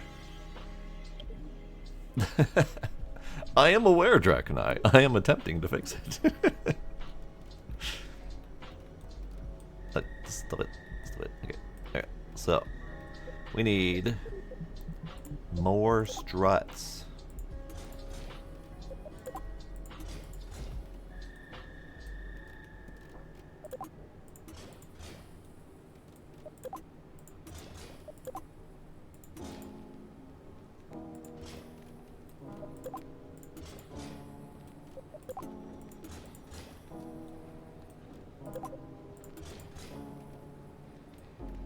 Okay, more struts.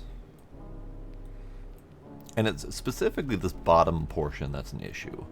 So what if we, maybe it's just related to the clipping, so what if we just scoot some of these out just a hair.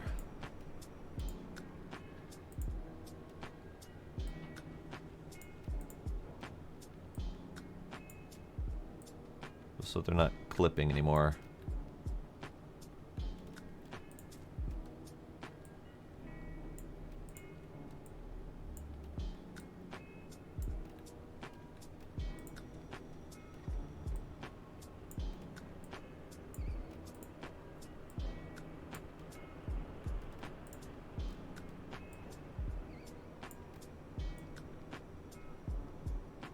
Okay, so we've strutted and we've unclipped the parts.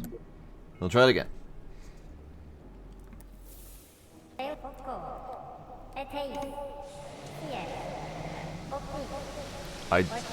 Why are you counting down yourself? I didn't push the button.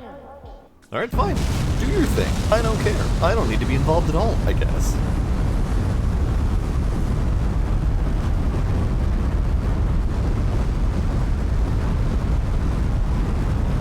We're gonna need to solve the drink situation. Draconauts push buttons, and that made me realize that I don't have anything. So we need to solve that.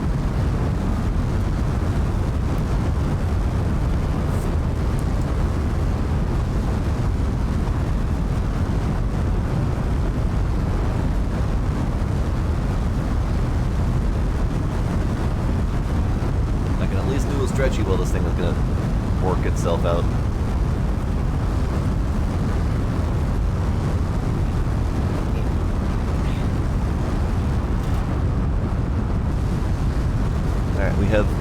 We have 2 engines out of fuel, and my solids are not done yet. So we need to wait for the solids to be done to release those. But we're doing okay.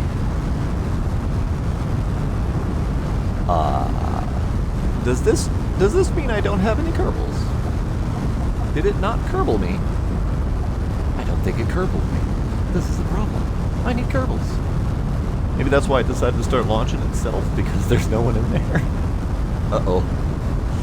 Uh-oh, Biscuitios. Alright, hang on. We're just gonna catastrophically fail this thing.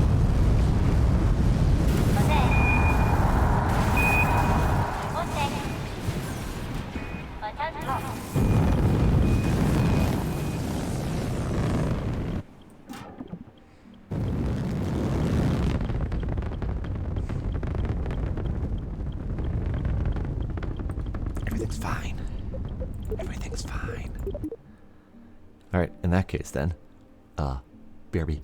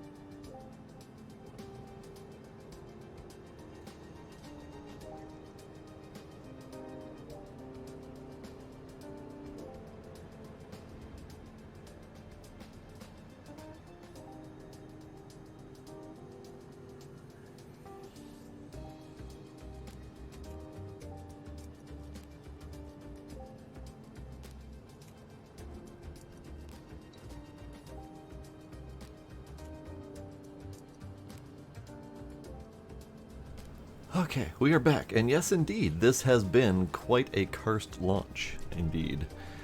Just about everything's going wrong. So, first thing, we need Jared in the hot seat. Bob's flying the rocket. Okay, this is good. Now again, I'm not entirely sure Bob should be in there. We might lose Bob. Maybe we put someone a little bit less expendable, perhaps. More expendable. Lemfell. I have a hard time with your name, so you're going in there. If you're expendable. I am sorry, Lemfell.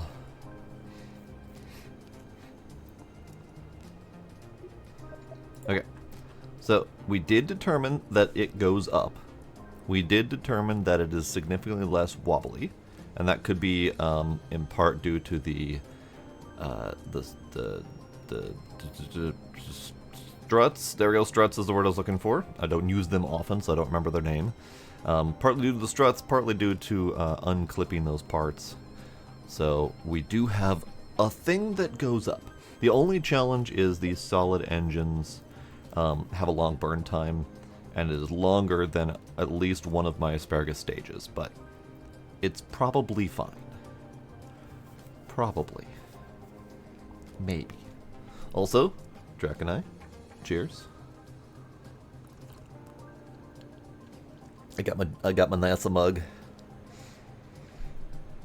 And then we gotta do kitty treats too, don't we? Alright, let's do that. That button. Hi Gila, you heard, didn't you? Meow.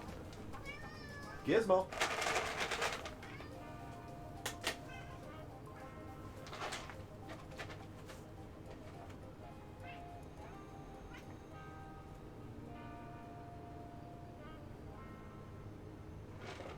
Gizmo.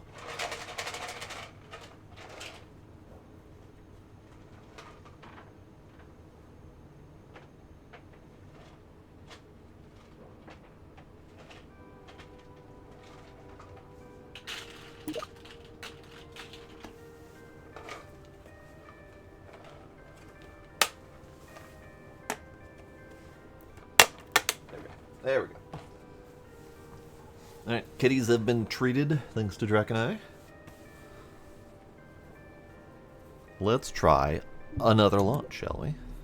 I do have 5,500 Delta V now, according to the thing. Whether that's accurate or not, the world may never know, but at least it looks good on paper.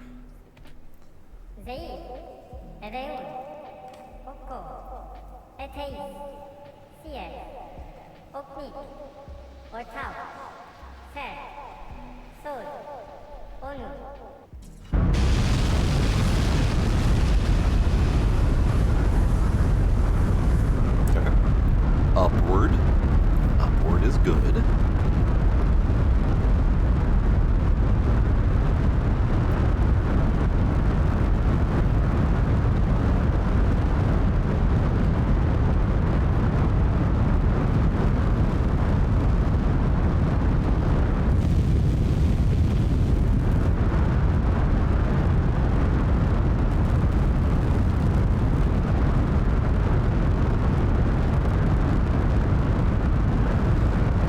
First stage is just about to burn out. But we still have half the time left on the solid engine, so those are just getting brought up with them until I can drop them. It looks like the solid engines burn for about 2 stages, so if this doesn't go well, maybe we refigure out the asparagus to be a little bit different in phase so that we can do that more correctly. And maybe we do a 4 and 4 instead of a 2-2-2 type of situation.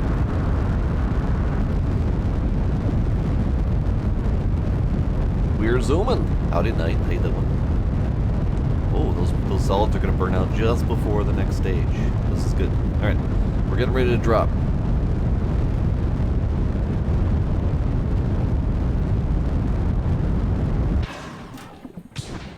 The big solids have dropped.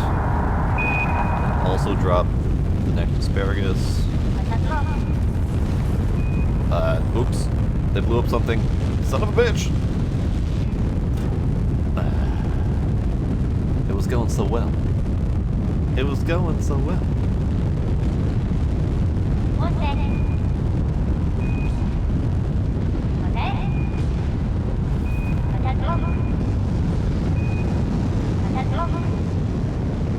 It was going so well.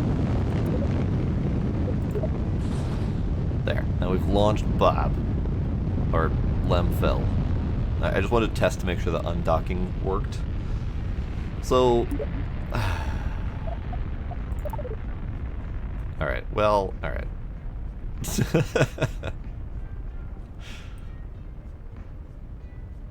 As Shadowstone would say, again.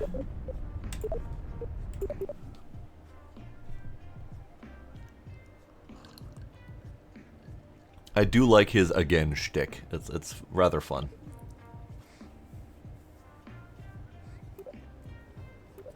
So why did those decide that they were going to clip or bounce off and break one of these? It broke one of these mainsails. Do they just need to be out more and unclipped even more apart? Is that the situation here? Because I can do that if we need to. Here, let's do... You can go out further. You can go out further.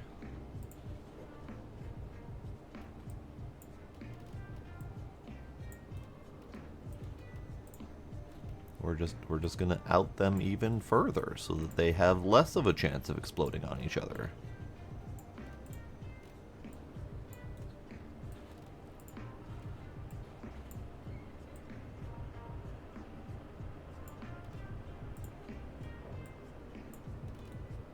Okay.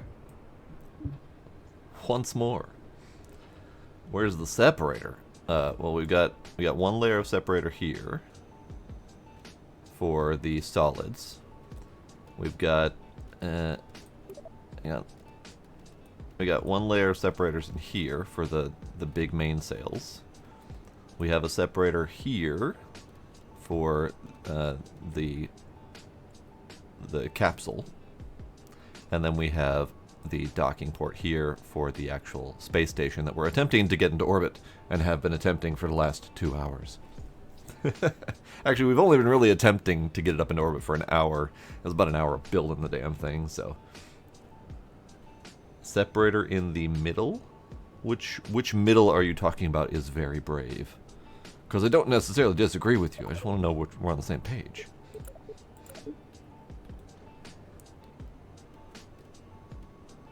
Because unfortunately, I've had to push those so far out of the attachment point that it looks kind of silly, but I can't see it anyway, so it's fine. We're gonna save. Hold up, Kerbals. Lemfell, Jared. Perfect. Save.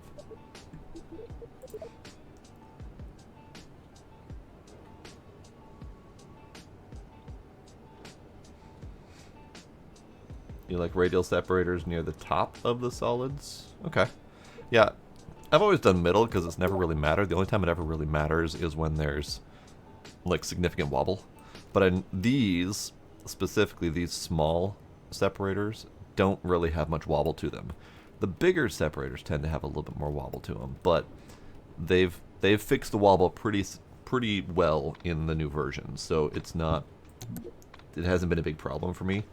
The only wobble that I've had so far is when I had all these big middles here, when I had all of those clipped into each other, much closer to the rocket, then it started wobbling itself apart, but...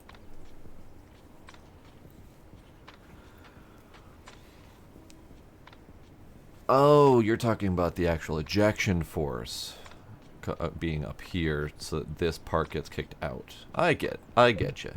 And I may need to readjust that, but for right now, fucking go!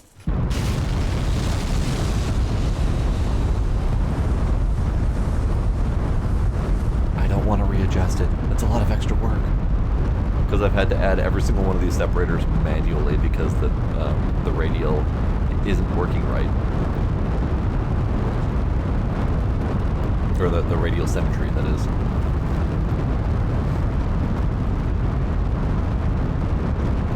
But by the time we get to 10,000 meters off the ground, we are going about 400 meters a second. So this pushing situation is working. It's pushing it hard and fast.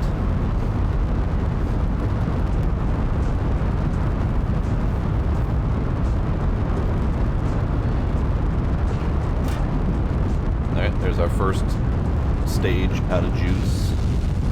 So this one right here is out of juice. But I can't drop it just yet because it's solids.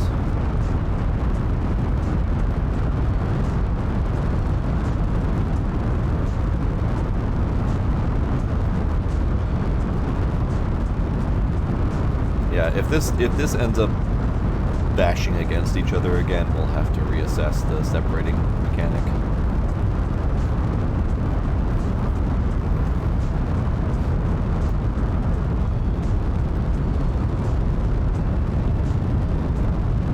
Alright, solids are getting close to being done here. And goodbye, gentlemen. You served me well. First stage, go. Next stage, go. Okay, this is going much better.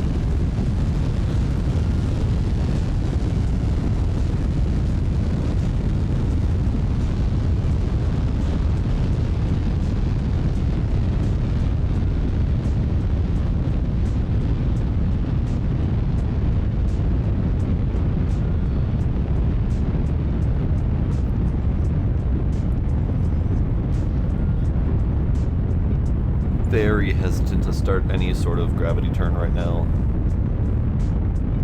But my Apo's at 45. Maybe gravity turn right now would be okay.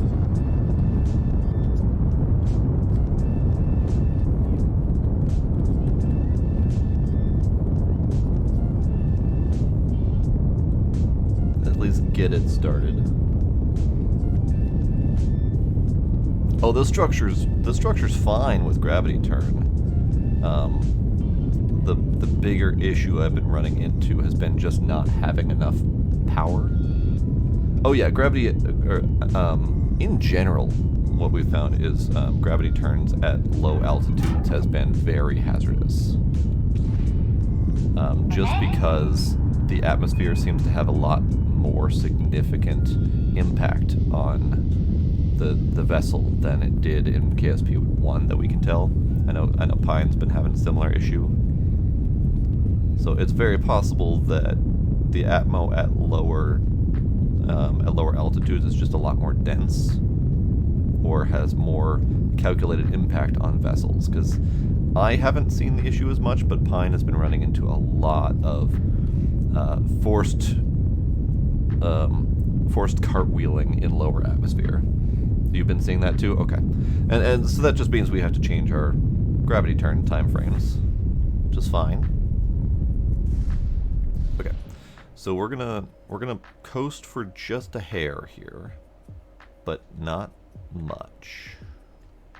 You know what? Fuck it. We're going. We need to start circularizing as much as possible.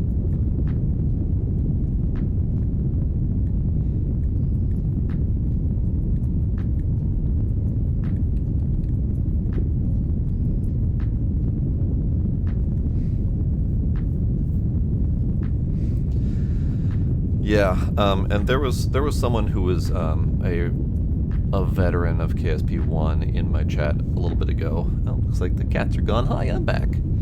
And he was talking about, you know, the early days of KSP-1, where you would have to go straight up to 70 before you started a 90-degree turn like this to circularize, because the atmosphere was having too hard of an effect. And I think we're in a similar situation right now.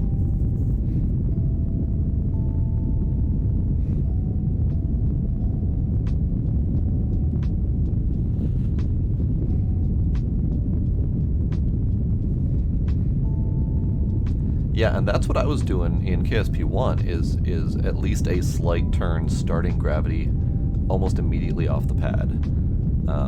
But I have not been able to do anything even remotely like that in KSP-2. Which is fine, it'll eventually get adjusted, I'm sure. But for right now, we just gotta work with what we got.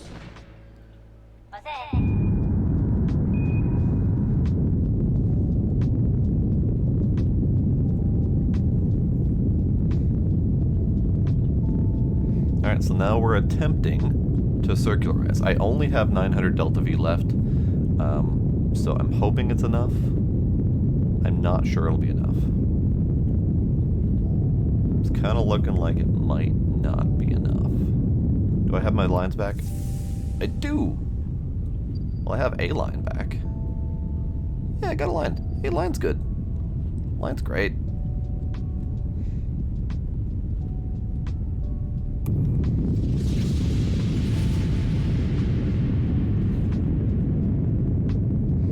Yep, 45 degrees by 15K. I mean, I don't remember what any of my numbers were from KSP-1. I'm having a hard enough time relearning orbital dynamics.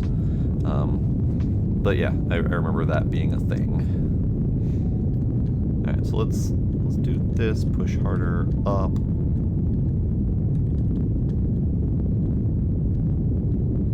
Because I'm losing ground here. So we're on our downward trajectory, and I'm not even close to circularizing yet. So this is probably not enough. So that means this engine right here just really isn't cutting it. Maybe I need to swap that to a mainsail. I'm not sure yet. We'll have to check. God, look at all those connection points. This thing's a freaking porcupine.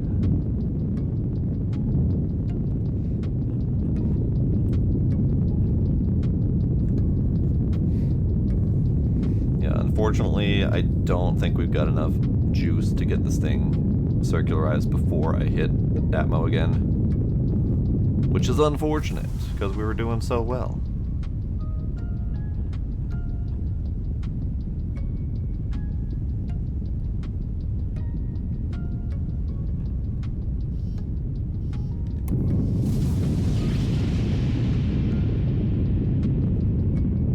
Gonna keep on trying. Just cause. Yeah, it's not good. It's not good. Because I don't have the power on this engine to keep this thing pushing up.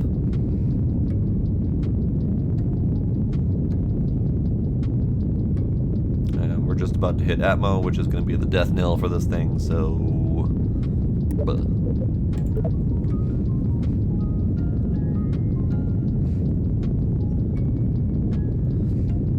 Need a lander can mini station in orbit. Nice. Okay, so here's where it might be good to consider the alternative. And I mentioned this alternative a while ago, but the alternative is we send this thing up empty. So all these things are full currently, and we are attempting to send up 180 tons of fuel into orbit. So if I empty these, my dry weight is down to... Oh, right. This is the full tonnage of the spacecraft. My dry mass of this top portion is like 25-ish tons versus 180 tons. So if I empty these, we should have a significantly easier time getting up into orbit, but then comes the challenge of refilling it. So that's a thing.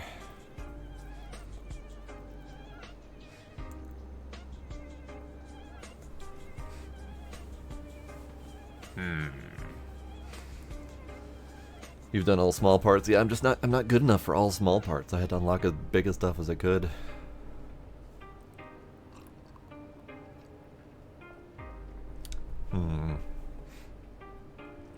That actually does bring up an interesting point. I could do bigger parts.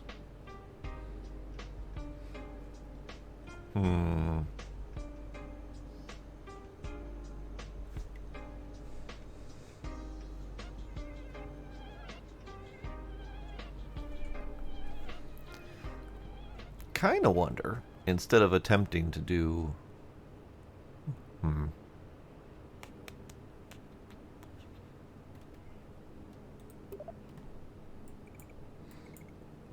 Yeah, so let's just empty them. Actually, that emptied all 4 of them. Good. Do I need to empty the mono? I don't really want to empty the mono, because then I'd have to fill the mono.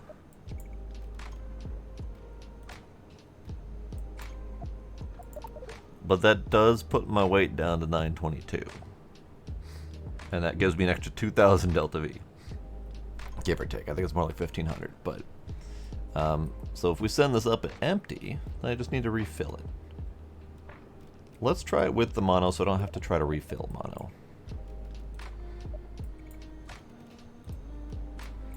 I don't necessarily want to prepare for a whole mono propellant delivery system just yet.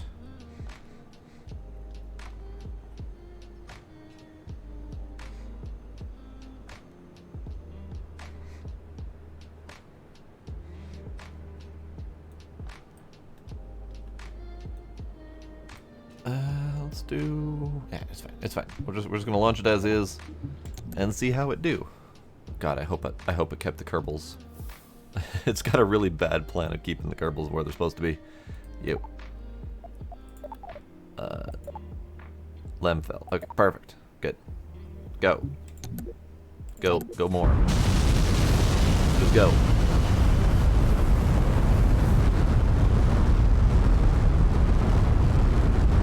But by emptying those tanks, not only do we get more up going from the base, but this center stage will have more power to it to hopefully have a better chance of circularizing. So, this is my hope at least.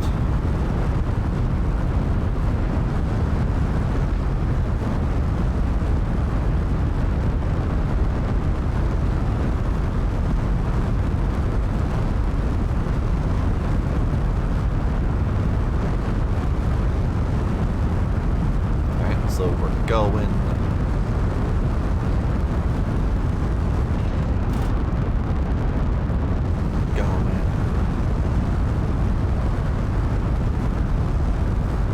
We're going faster.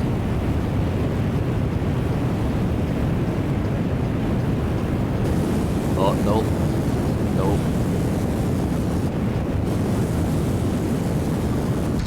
It does not like boosting under speed. So this is a problem that they're going to have to solve at some point. Boosting under warp is going to be critical for interstellar travel.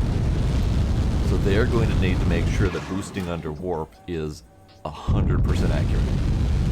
I don't know how they're going to do it, but they need to fix that. So right now we're going that way. You know, as one does occasionally. Revert to launch, do it again.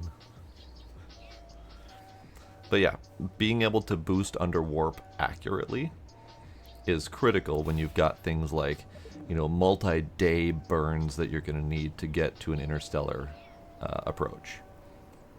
Not as big of a deal if you're doing inner Kerbal system, because, you know, you're burning for a few minutes at a time or something like that.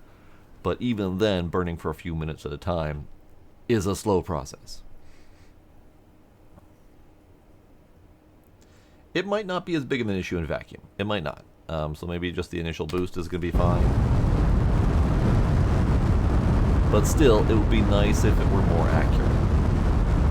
Like, I get that they have to weasel the calculations a little bit to make time warp better. But, you know, at the very least, at the first few levels, it should be able to calculate faster and better than that.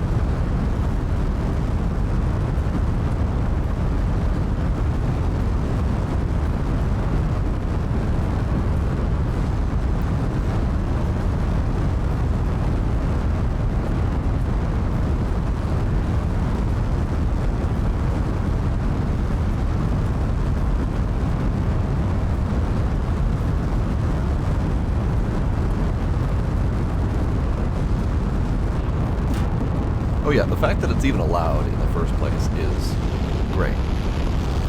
But if it doesn't work, then that's kind of pointless.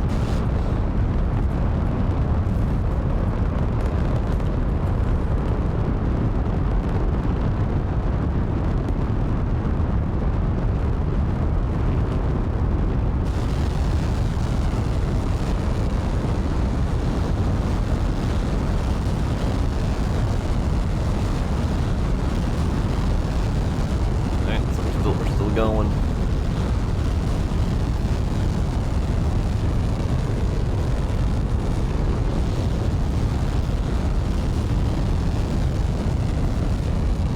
Getting close to solid separation. Done. And then first stage. Second asparagus is going in a moment here.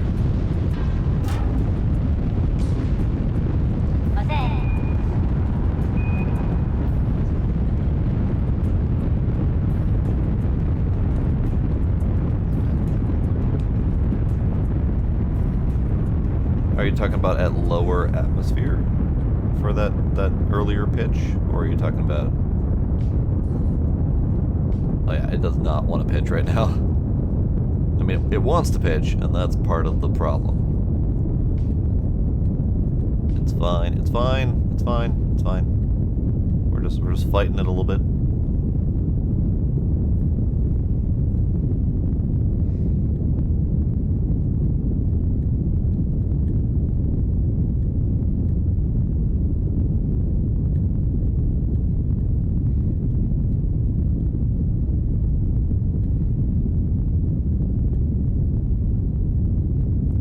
Having to really fight the atmosphere throwing me in different directions.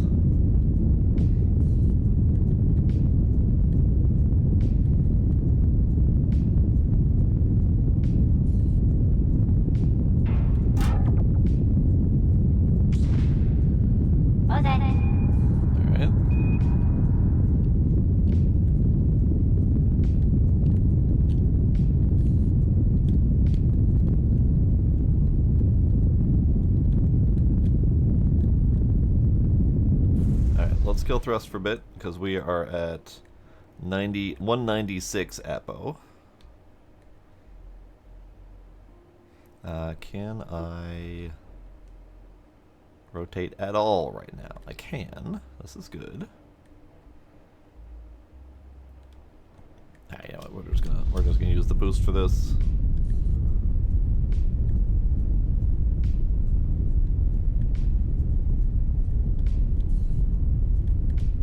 Alright, gotta get it going, and then full blast.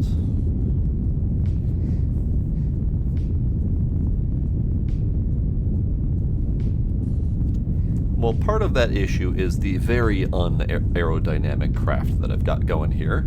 The other part of it is the non-symmetrical thrust as I do the asparagus staging. So I get that part of the issue is my craft design. Like, I totally get that. I don't feel like fixing that, so we're just not going to do that. It's fine. But we are circularizing slowly. I mean, my APO's at 220 something right now, which is, you know, not fantastic, but it'll be fine.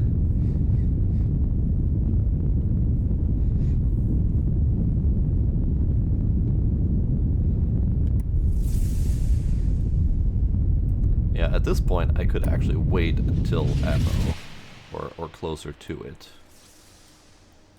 So let's warp to, like here.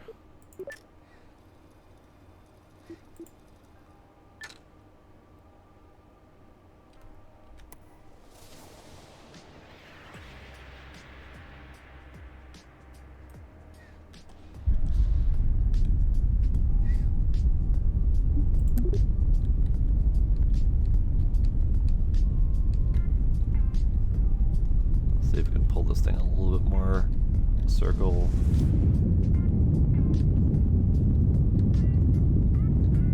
That's a little bit better.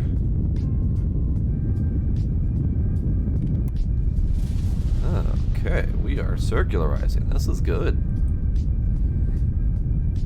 So much more oomph than last time. Turns out when you drop 200 tons from your rocket, it flies better. Go figure.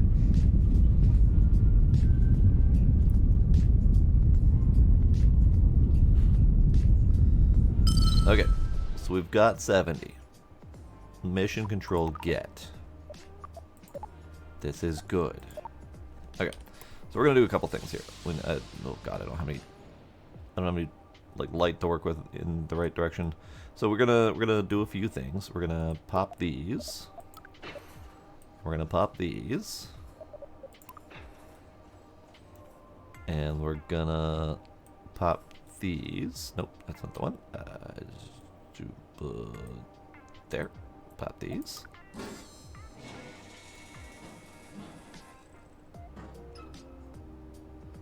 Alright, alright. We're in orbit. This is great news. The only problem is that we're now in orbit with a pair of large liquid engines. So that's a bit of an issue. What I probably should do is I should probably deorbit those, honestly. We'll do some deorbiting. This is going to take a little bit of effort to turn this beast around.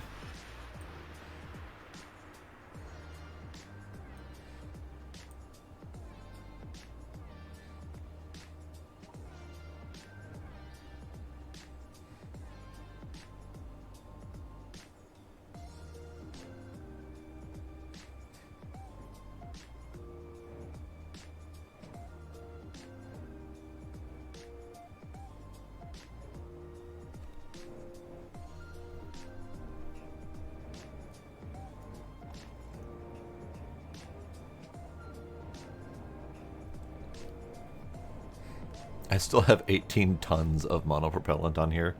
I didn't realize I was carrying quite that much, but that's fair. Okay, so we're gonna deorbit these things.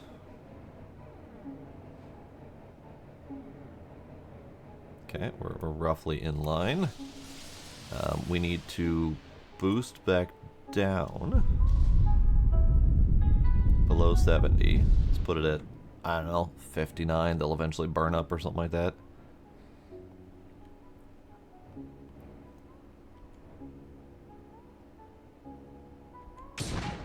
Okay, so those things are released. I'm going to...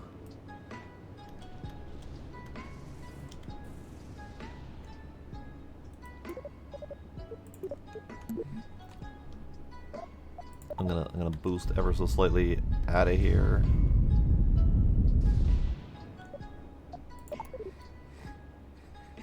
Actually, let's do radial out a little bit. Alrighty, Smooth Agent, you also have yourself a good night. Thanks for hanging out.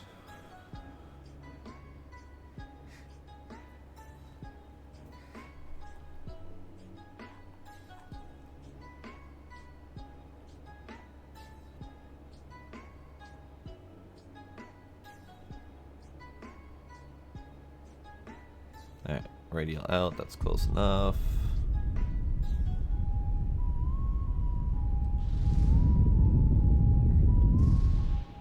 Alright, so we're radial out, and then we're gonna prograde so that I can recircularize this orbit.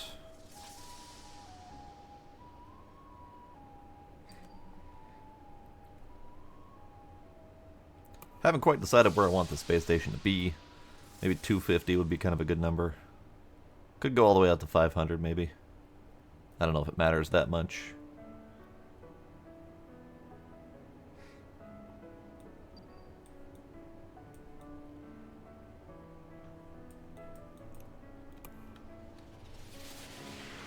Okay.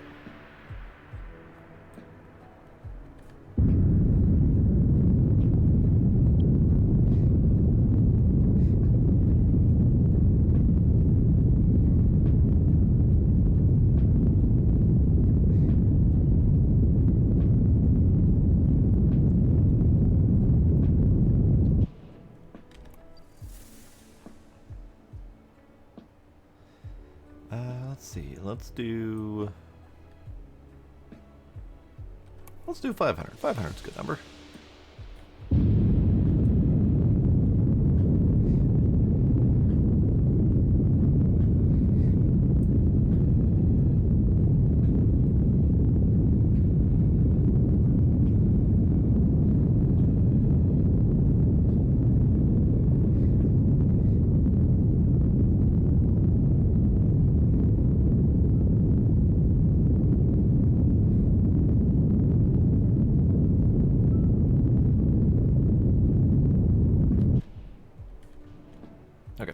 So that's almost 500, and that gives me a little bit of wiggle room to play with it.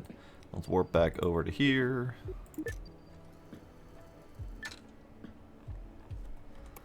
And we are now over the planet, which is great.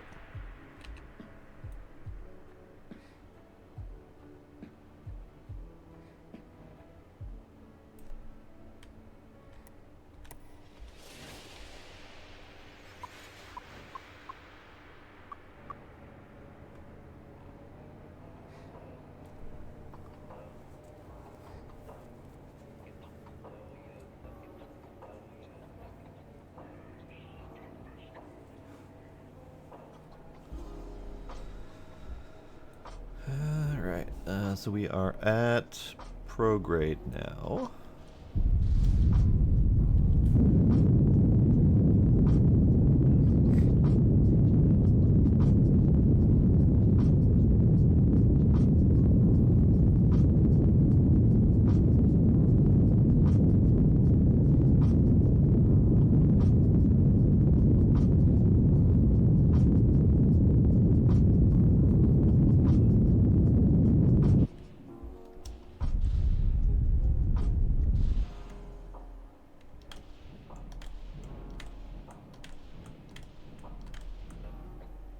Okay, 500,005 meters.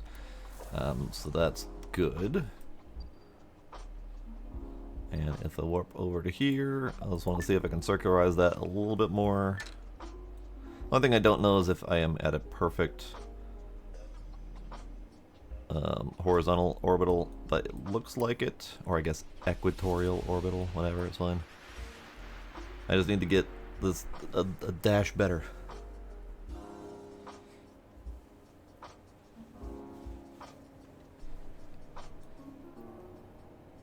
We are rotating, I promise. Blackness, but we are rotating.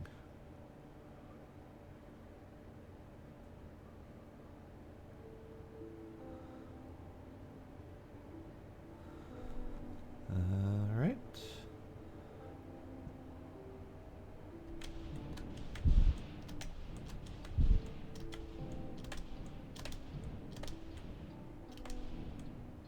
Okay. 500, 172, and 503. That'll do. It's perfect-ish enough. And then we can fine-tune that later with the RCS if necessary. But this is now our furthest out orbital from the Kerbal. So we are good. Getting a rendezvous up here is probably not great, honestly. It's probably... I probably should have this at 100.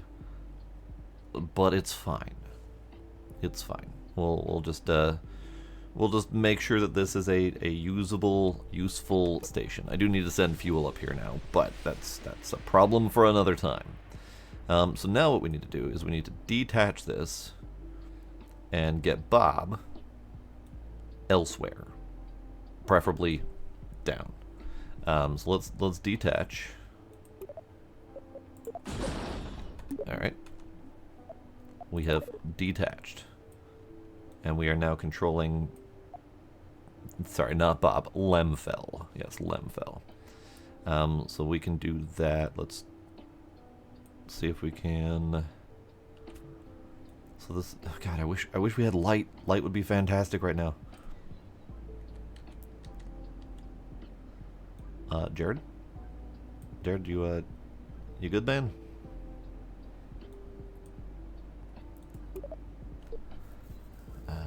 Jared, you good? Control from here. Jared? You guys are active, right? Yeah, okay.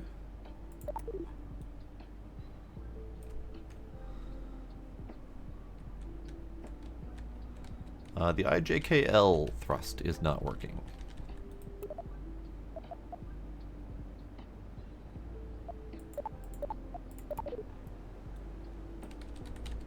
IJKL thrust is not working, and I do hope that that's not because these struts provide no fuel pass-through.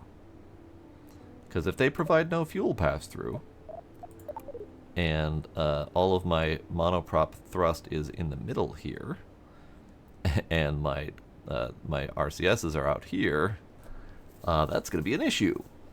Because I'm not getting any thrust. So, that's cool. That's cool.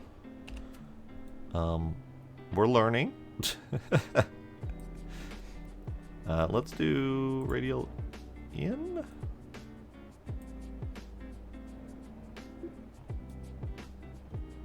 God, it's so hard doing this without light. Alright, we're going radial in so we can get out of the line of fire of this thing.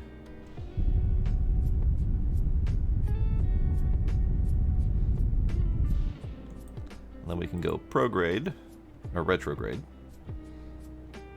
And we can just start burning to reorbit Lemfell here. Let's do a quick save just in case this goes horribly wrong.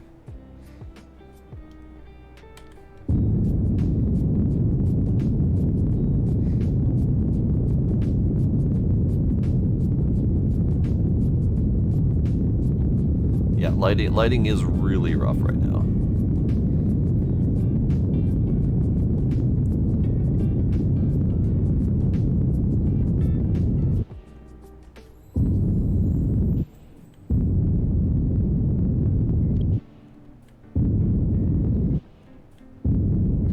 Alright, we're coming in. Engine plumes look amazing. That is great. It's just a shame that that's the only thing you can see. Okay. Let us fast forward to closer to when we are coming in for orbit.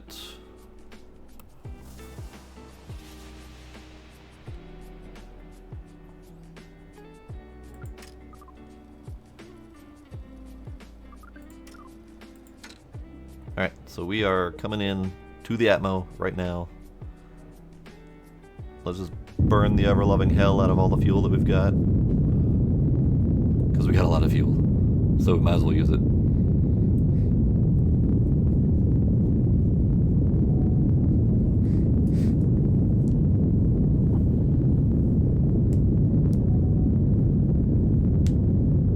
I'm actually probably going to be burning this throughout the entire landing procedure because I didn't realize I had so much fuel left in this thing.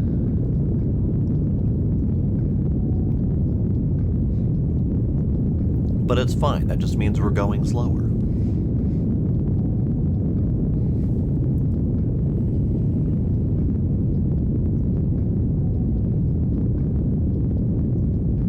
I just had a sudden realization related to why the time warp burning on takeoff would not work. And I think that's because when you are time warping, all SAS controls are disabled. And the craft attempts to keep its current rotation. And since in orbit, or in launch, with a craft that is, let's go with, wild and unstable like mine was, it needed that SAS control to keep it going upright.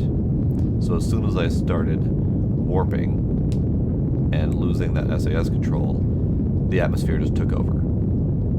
So I think that might be at least part of my problem. Oh, balls, you're right, I could have transferred that to the station. Balls!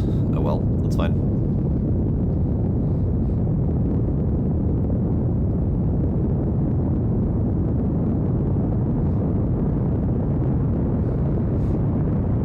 Alright, we coming in hot. We coming in real hot.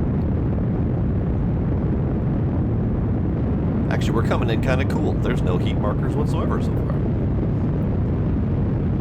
However, at some point I'm going to have to pop this thing so my parachutes can kick in. But I think the safe number for parachutes is 700 meters a second. So, you know, might as well just wait until we get down to that mark.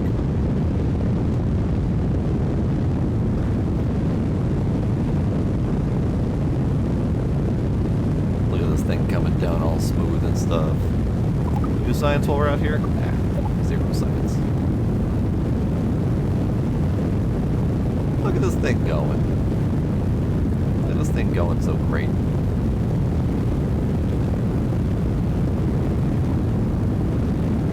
You know what? Fine.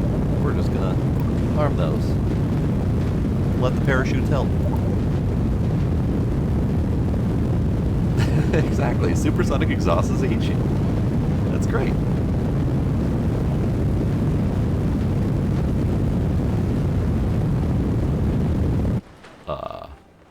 Okay.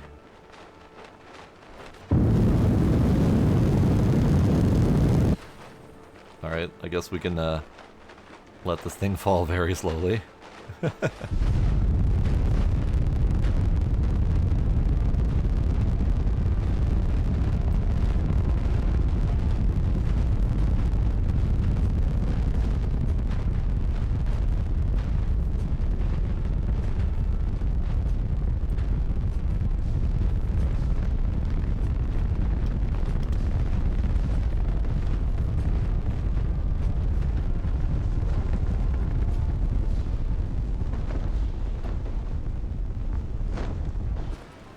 Look at that shit.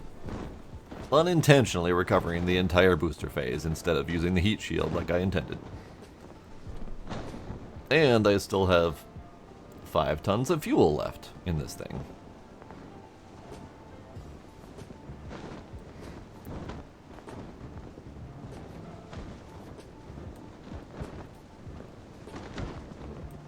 Alright, that's coming down a little bit hot.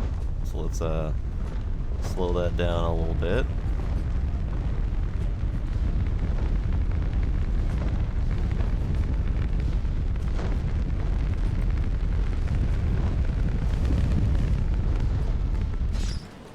Touchdown.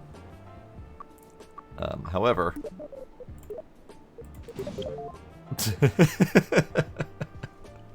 recover it before it crashes to the ground. Perfect.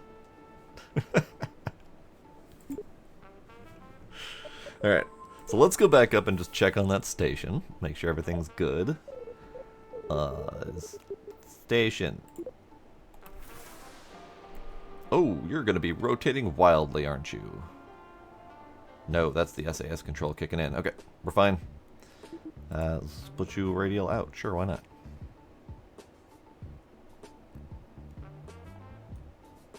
Alright, so we double check. IJKL is the standard monoprop thrust, and it ain't doing a thing. So what we're missing is an actual fuel through line with these struts. I did not think of that at the time, but these struts do not do fuel pass-through. So that tells me two things. The first thing is that my SAS control, or my RCS control, is not happening at all, and that this whole docking port situation is only viable per tank. So you'd have to dock to this port to get fuel from this tank, and you're not going to be able to refill on RCS. So my design, turns out, ain't good, because that also means that this port here, this docking port at the bottom, attached to a strut, is not going to be able to do any sort of fuel pass-through to either the monoprop or the fuel. So,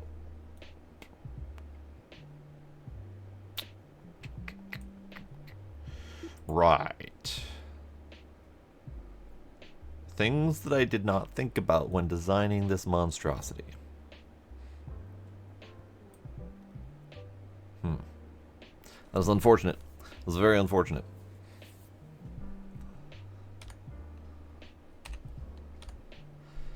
And I don't know if we have a way to solve that problem.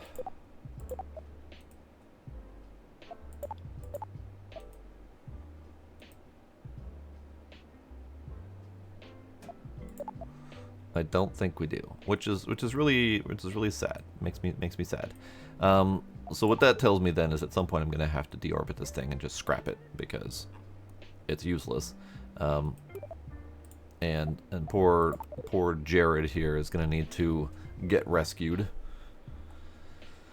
All right, so that's the fourth Kerbal stranded in space. That's fine, but I did the mission, so that's good. I did the mission technically. Are there fuel stations in space? Oh, hi, Director. Did you see that lady with the asymmetrical bob and the decorative pearl-studded monocle? Well, she's the CEO of Rocco Max Conglomerate. She's more than a fashion icon. She wants to sponsor the first fuel station in space for a future where space is for everyone. A splendid idea. So, pick a nice low orbit and get a dockable fuel tank up there. Oh, and tell Newton to come collect these 2 cases of money. Indeed. Done. You did that in record time. Did you notice my new glasses? They're the same shape and look as my old ones, but more expensive. I hope the Rockomax CEO comes by again. She seems like the type to notice the little things. Speaking of little things, there was a lot of fine print that legal didn't read within our Rockomac contract. Of course, you know my eyesight is terrible. The fuel station is in orbit now, so there's no backing out. What does in perpetuity mean, anyway? Thanks, science. Okie dokie, so that's done. What's our next step? I don't think Duna is in the cards at the moment. Wheelin' and Dealin's a no. Little Chonker, I mean, 200 tons to Minmus. We just determined that I have a hard enough time getting 200 tons into orbit. So, that ain't happening right now. And, okay, so this is where I think they need a little bit of adjustment with their missions. Like Wheelin' and Dealin'. We've already discussed this one. The reward is 50 science. It doesn't work with the 50 science airplane wheels. It only works with the, 1,000 science rover wheels. So the reward on this one is just not viable. The Little Chonker, 200 tons to Minmus for 35 science. I just spent the last 2.5 hours trying to get 200 tons just into Kerbal orbit, and practically failing on that. Actually failing on that. So getting 35 science for getting 200 tons to land on Minmus is quite the task. And quite the limited reward for such a task. So I feel like these, at the very least, these two need to be adjusted drastically to have any viable usefulness. I mean, I like the goals. I like the variety of different goals that they want us to accomplish, but the reward for effort is just not there. Kerbal attachment system. Yes, I loved Kerbal attachment system. There's a lot of mods in KSP1 that I'm looking forward to. And it's good to see that some of the mods are starting to show up already. Mostly UI type mods, but you know, they're working on it. Geostationary orbit. So this is altitude of 2863 and an orbital speed of 110. And that's going to make it so that when it's up at that 2863, it's going to be always over the same point on the planet. Which is great. And I love the idea. My execution is probably going to be terrible. But I'm probably going to fail at doing it correctly. It's probably going to count. Like, I'd probably get it to count, but it's probably not going to be where I want it to be. Like, I'd love to have it as a communication satellite directly over Kerbal. Or directly over the KSC. But getting it to be directly over the KSC, I think I will struggle with. But I want to do it anyway, so we're going to work on that one. I think that's probably going to take the rest of the bloody night.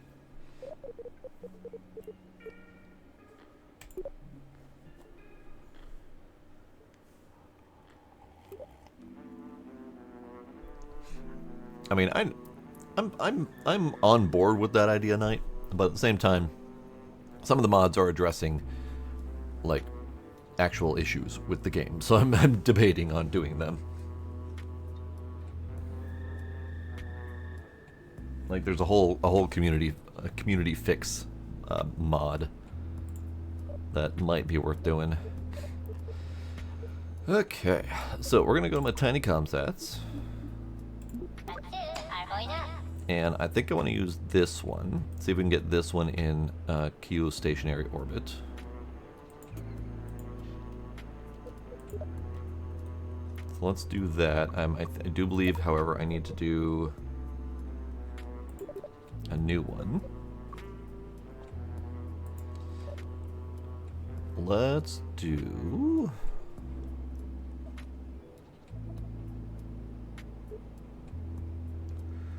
Let's do the double probe to Minmus build to start. And then we can also load in the tiny comsats and merge. You. Hang on. You. And you. Okay, this is good. My core is going to be this one for the moment. Take you off.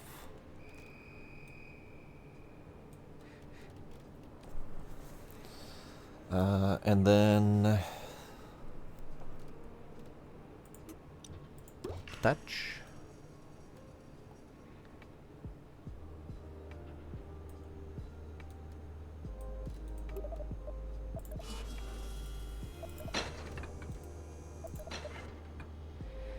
This might be a good time to do a whatchamacallit, a thingamabob, with the things and the stuff, the words with the things. I'm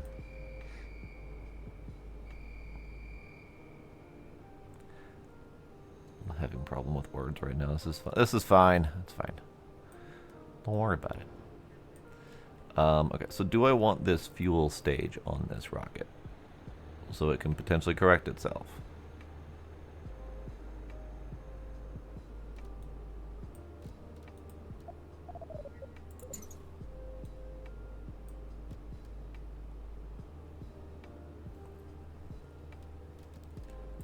Yes. Yes, I do. So what if we just try this? Because the only thing I don't know is with this trip planner, it only gives you low or orbit. It doesn't give you the information needed for like how much delta V you need to get to a really stupidly high orbit. So we kind of have to infer something like a min-miss intercept. I don't know how far away min-miss is though, so that's not really the best information to work with, but I do need somewhere around yay much delta V, which it looks like we've got, which is partly why I picked this rocket. So we've got a control drone, and we've got the satellite drone. I didn't really want all of this stuff attached to the satellite drone, but I think it'll do. It's probably fine. What I might do is I might do a detacher. You know, because if I detach it once it's in orbit, it's just going to stay there. So we're going to leave it attached. It's fine. So let's just launch this and see how it do.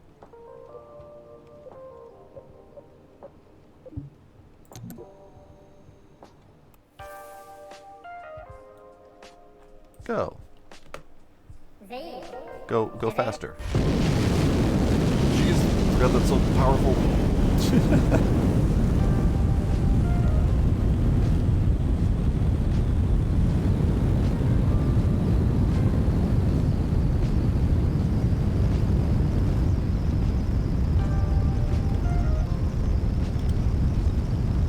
Alright, we're gonna stick with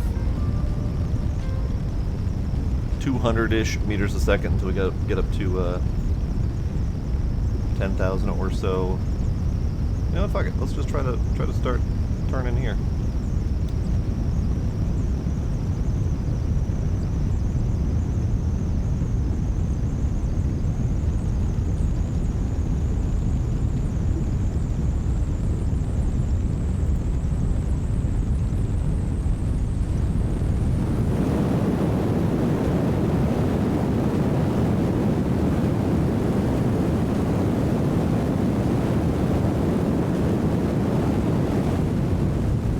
Last push. We're heating up all of our important bits.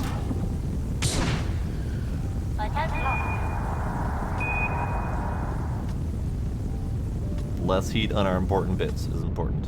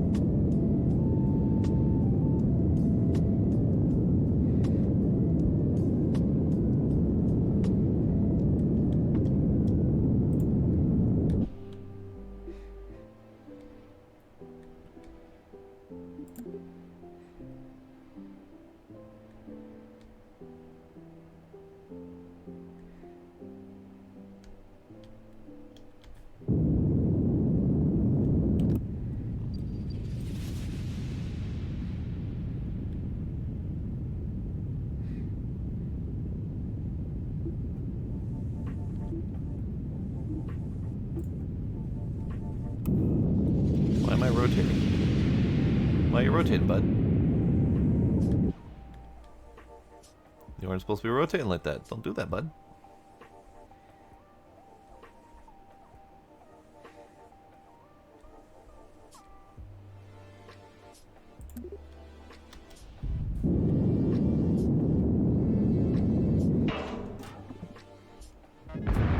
Ah. Excuse you?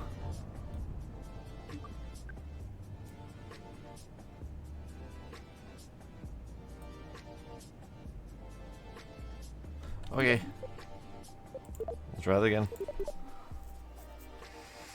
Something went horribly wrong with the staging.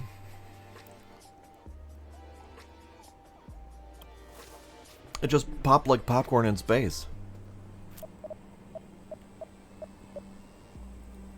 Alright, go.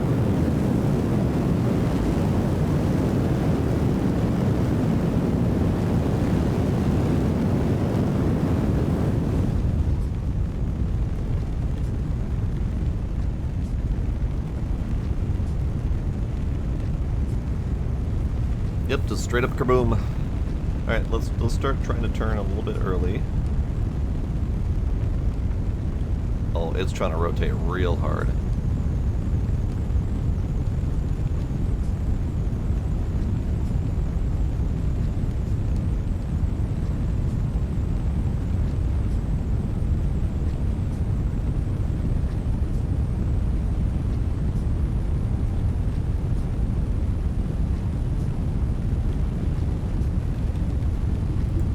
Nope. Nope. Nope. Nope. Nope. Nope. Nope. Nope. Nope. Okay. Try that again. So basically, don't try to do any sort of gravity turn before 10K, because it's just gonna whip your rocket around full speed. Okay. One more try.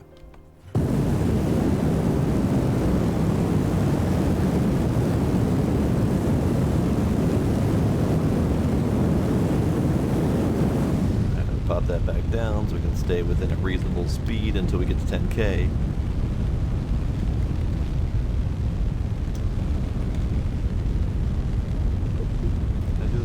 I can do this more fine control. Okay.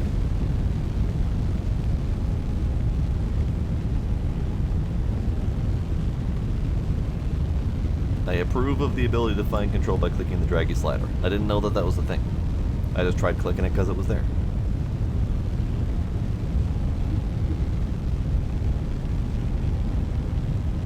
Okay, so we're at about 10K. So can we try starting to turn a little bit?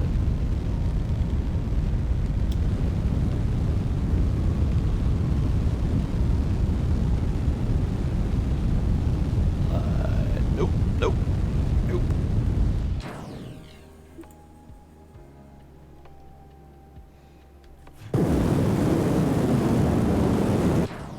Nope, okay. So, I'm gonna go back to my old faithful method, which is basically waiting until at least 25 to 30 kilometers above, just to prevent issues like that. Go.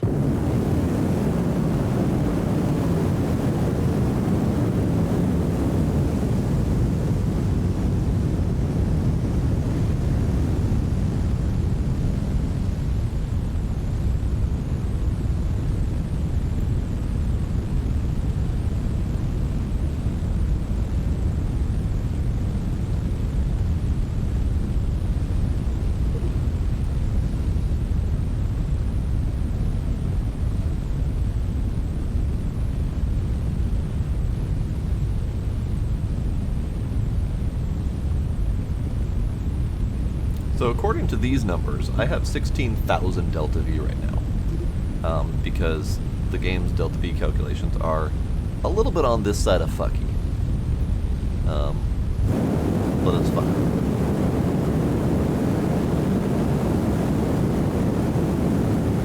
Oh, sweet Jesus. Okay, okay, cool. This rocket has some rotational problems.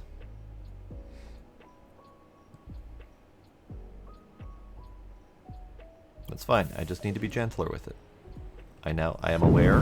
I am now on board with understanding how this rocket flies. And that is not well.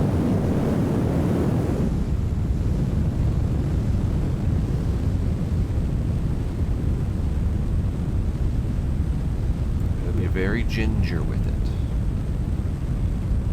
So that went from 6,000 delta V down to 4,000, up to 14,000 delta V in a couple second period. And it's bouncing up and down a little bit right now. So this thing has no concept of what a delta V calculation actually is. And I've heard other people complain about that as well, that the delta V calculations are very inconsistent, and that's one of the reasons I'm looking at one of the mods.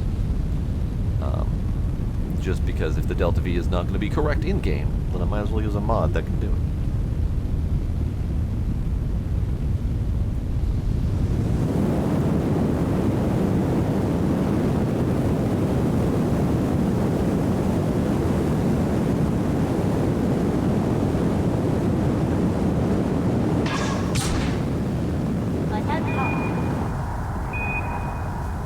So we can chill to not burn as much of my parts off.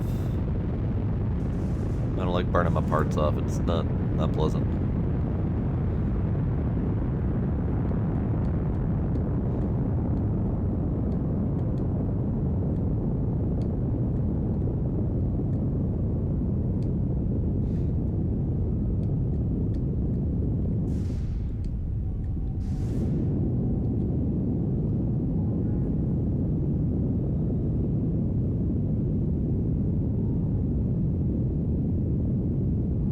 Alright, tonight. Thanks for hanging out. Have yourself a good night.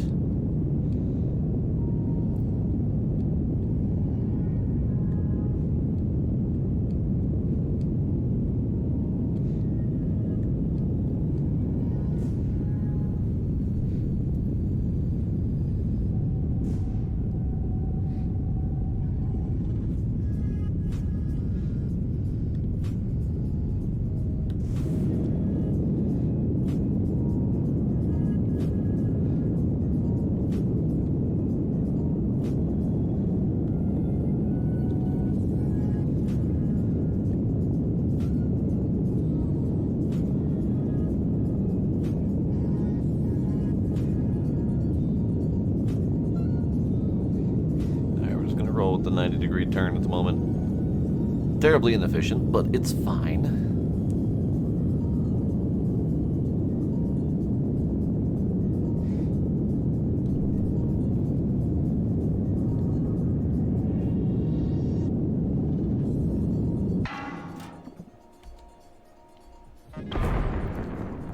Why?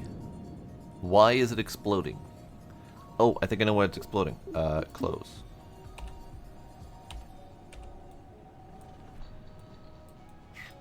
Hang on. Tracking station. Can I do this? Kerbal.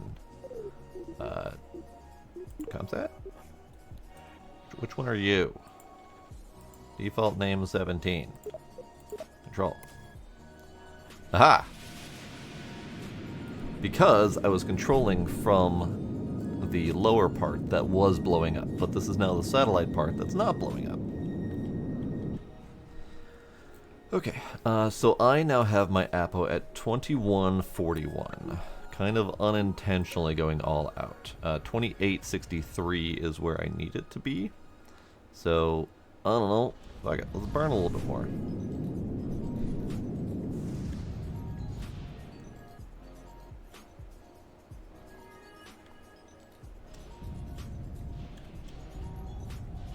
We're going to go there, and then we're going to warp all the way out to here.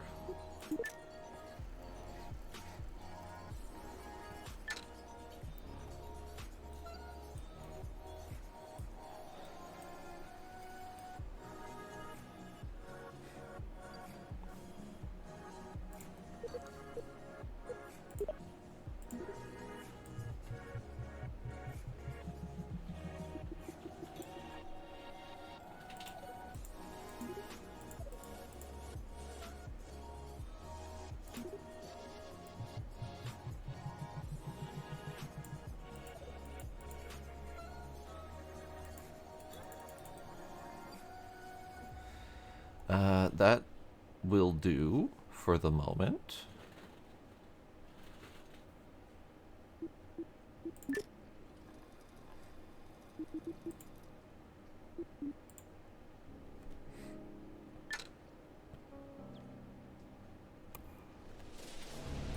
I might as well pop all these things out.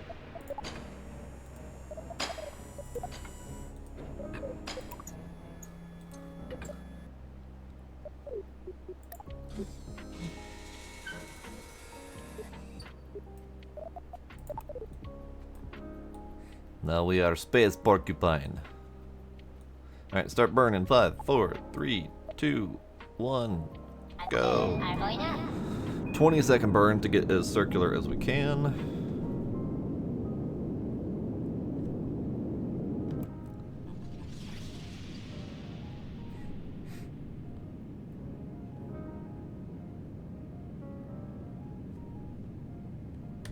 Good enough. Alright, so that puts my Apo at 2862. And we need to be at 2863, so that was just about perfect. But we do need, I believe, a nearly perfectly circular orbit. So the next step is to attempt to get this thing perfect, as best as I can. So what I want to do is I want to get it above the KSC. But unfortunately, I don't have a KSC marker to work with that I'm aware of, so I don't exactly know where it is. This might be the marker because it says Kerbal, but occasionally when I mouse over it says KSC. So I think this is where I'm trying to get my satellite to. The problem is I don't know exactly how to do that. Clear target, because I'm trying to get. Basically, I have to circularize to the correct number when I'm over this. So if I did...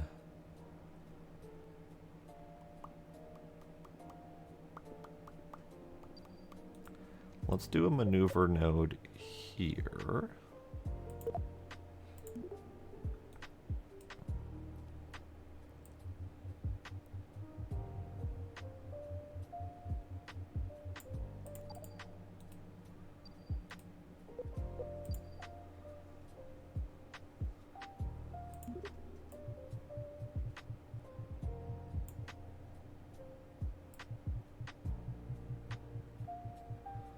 Yeah, that ain't the one I needed to do.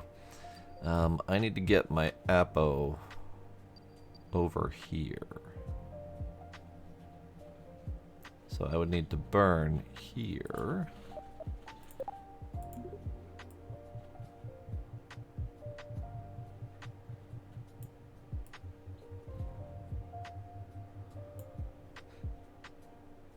Now that Apo is not going to be right.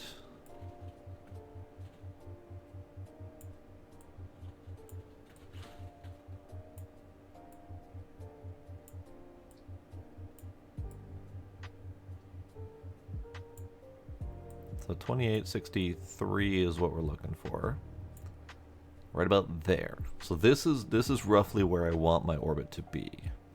That puts my Apo, give or take, above KSC. I mean, I probably should rotate that a little bit better. Like there-ish. So that will be as close as I need it to be.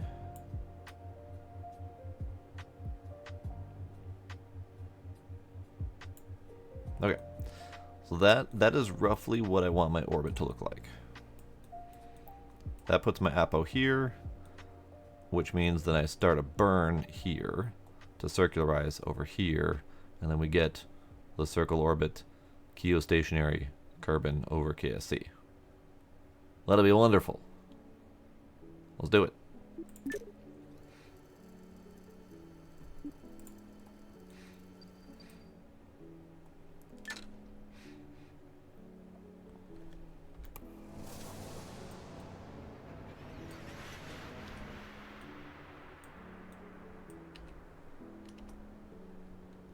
Start burn in 30 seconds.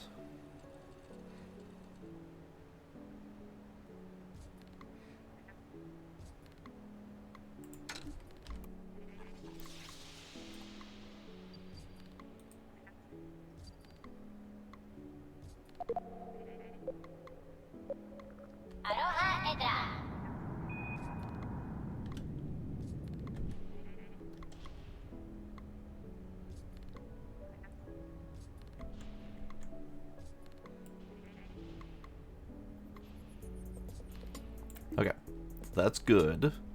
That puts it at 2863, which is where we need to be. And then the orbital speed needs to be 1010, but I suspect that that is circular. It might not be circular.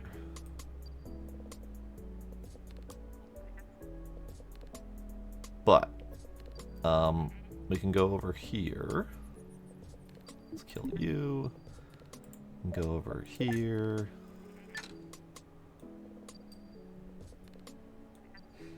That does, however, puts Kerbal over here.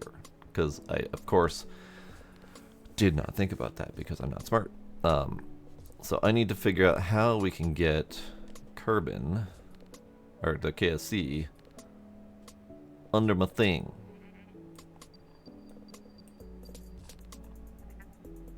I don't know the easy answer to that one.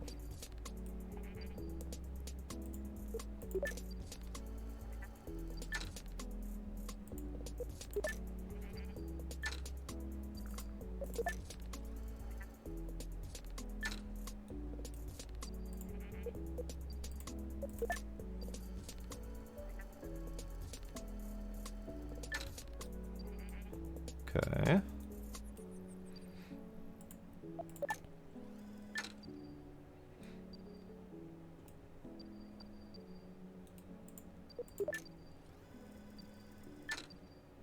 So we're lagging behind, so I would need to do several rotations to get this where I want it to go.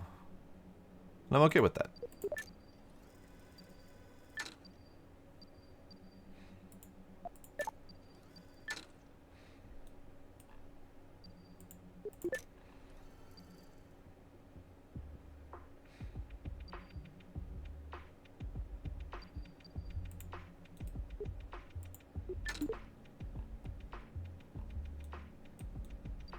So KSC is on the other side of the planet. So let's do some rotations.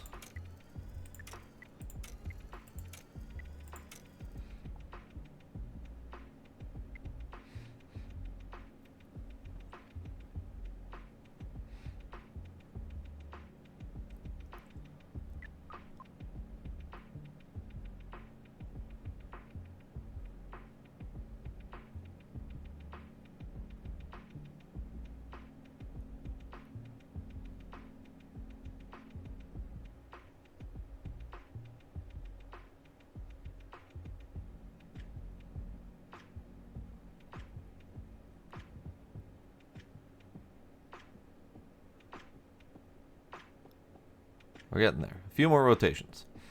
So we're currently on 1 year, 200 days to get this all lined up where I wanted it to. Now there's a better way to do that, and that is to drop my periapsis and get a more elliptical orbit, but it's fine. We're doing this gently. 2 more orbits, maybe 3?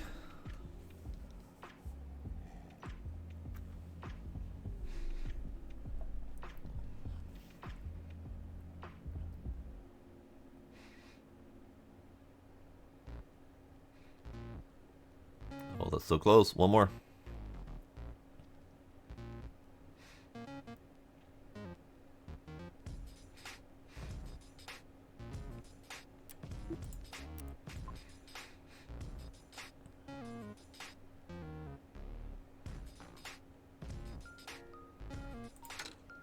Perfect. Okay. So we are now going to be as close above KSC as I care to be. So let's warp to here.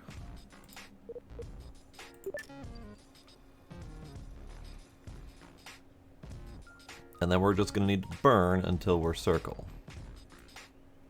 Or until we're at 1010 orbit. So we are currently prograde. Let's do a gentle burn.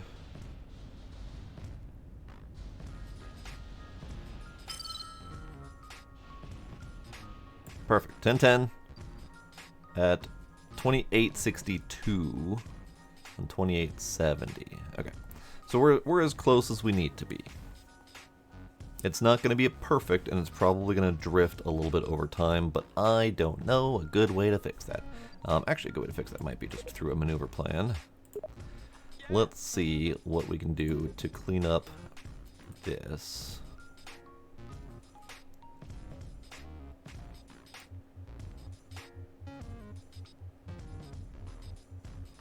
Oh, I need these. There we go.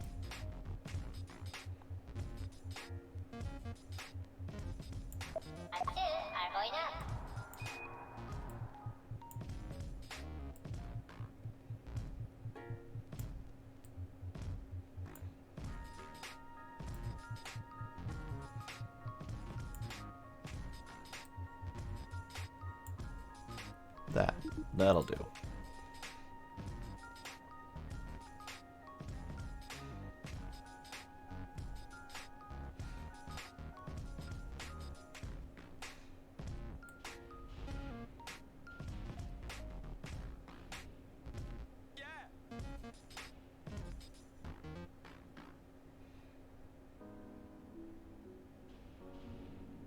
There. Perfect. So we've got 2863 and 2863. They're not perfect, I'm assuming, but they are pretty goddamn close. And we are directly over Kerbal KSC. So that is phenomenal. That is phenomenal. So let's, I don't know, put you a radial out or something. Doesn't really need to be, but it's cool. Wonderful. So now we need to give you a name. And I don't think I can give you a name from here. I don't.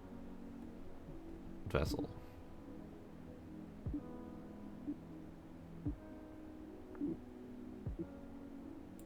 Tracking station. No, I can't give it a name from here, but it's fine. Default name.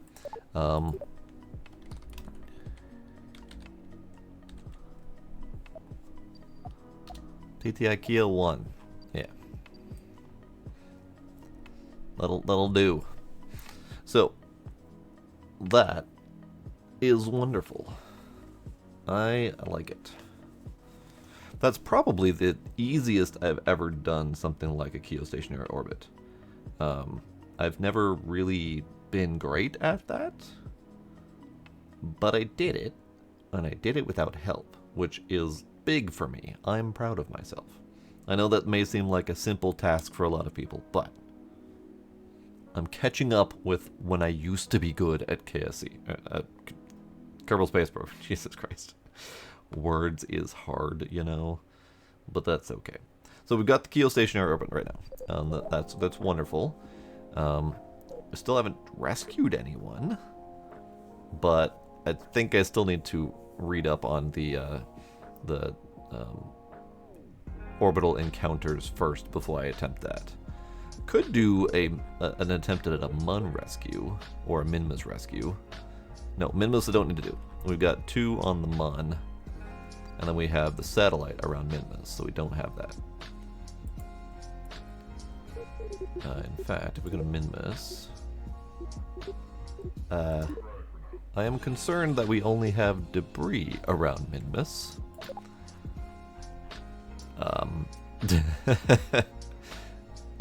What happened to my Minmus satellite? Bud? Hello? We no longer have a Minmus satellite. I don't know what happened. It's just debris now. Cool. Right. Well, I'm gonna count that as a probable bug.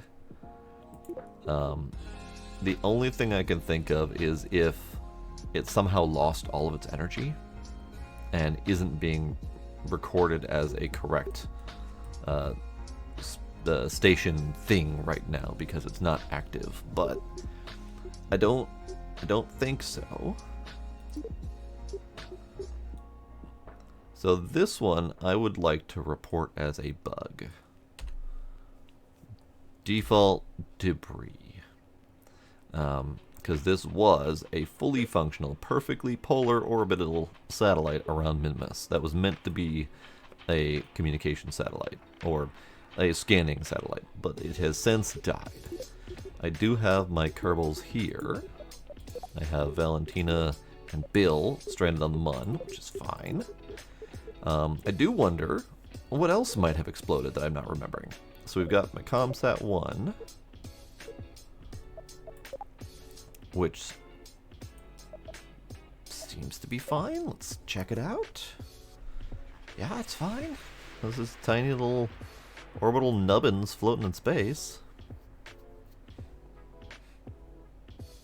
It's fine. That's fine. So it's just the Minmus one that has gone to hell. Alright, whatever. That's fine. Geostationary orbit complete. So I didn't even read the description. The R&D team have been testing some new high bandwidth antennae, and they need a stationary but distant target they can use to test their transmitters. I think they're testing transmitters. One of them said lasers before the other hushed them. It turns out if you fly a satellite at exactly the right altitude in a perfectly circular orbit above the equator, that satellite will appear stationary from the ground. Let's make an extra shiny probe and park it out in a geostationary orbit for our R&D friends. Done. Experimental Engineering Group is dedicated to experiments that teach about our universe in the most entertaining ways. Did you know that mystery goo can melt through 15 centimeters of reinforced steel? Or that Dinkelstein-Kerman's vault is under 12 meters of ice? Discover all this and more with our experiment suites. Fantastic work! Your new satellite now shines brightly above Kerbin, a twinkling new star that never sets.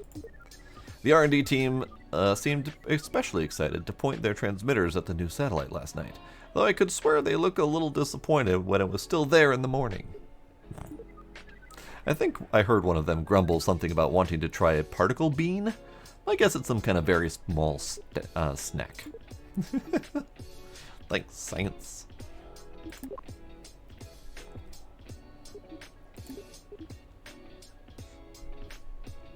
Alright, so my next goal is Duna. I've never successfully gone to Duna, even in KSP1. So this will be new. I don't know if I'm ready for that tonight, so maybe we just fiddle around and try to fix stuff, like, you know, a Mun rescue or something. Yeah, let's try a Mun rescue. So let's go to the VAB. And for a Mun rescue, I need... Let's see, is it this one? No, that's got one slot. So I'm gonna need this one, which has three slots.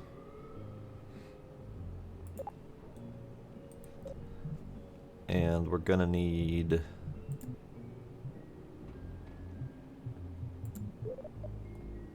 parachutes.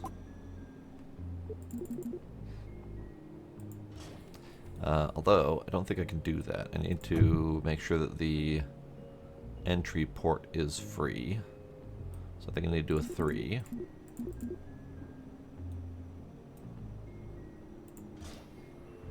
Yeah. I love the insides. Insides are great.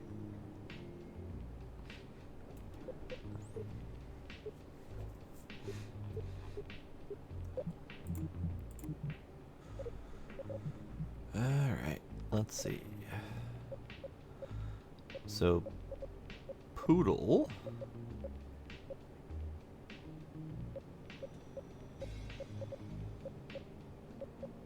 You know, it's funny, the Poodle is not a great engine. It really isn't. Because the Poodle is meant to be your atmosphere, or your vacuum engine.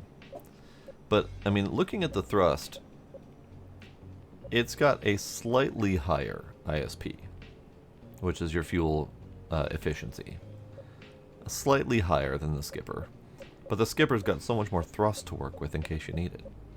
The only real benefit the Poodle has is a slightly higher ISP in vacuum, and half the mass, so it's lighter.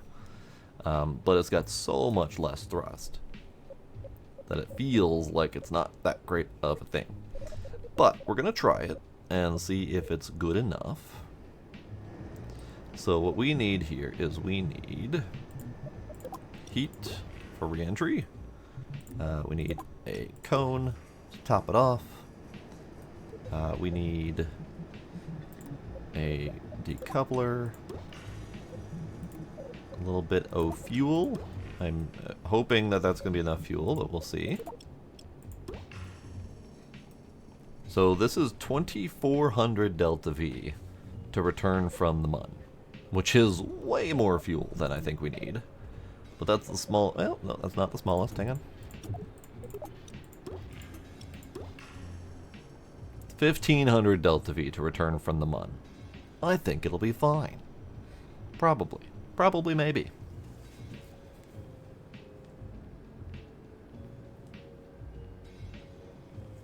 So this will be our little Mun can. So we need legs. Legs would be nice. We need a little doodad here. Let's do 2 of them.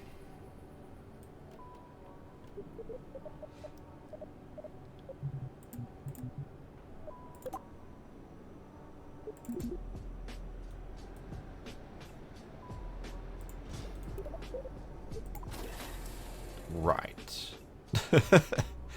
Those legs are a little bit on the small side. Alright. Let's put you up more. Maybe we need some parts. Let's go take a look at parts.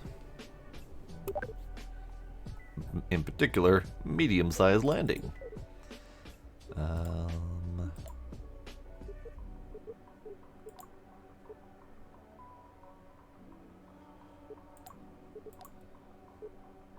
Heavy landings gives me the medium legs and bigger parachutes. On the way, I get landing utilities, which is an escape bottle rocket thing, lights, and a drogue chute.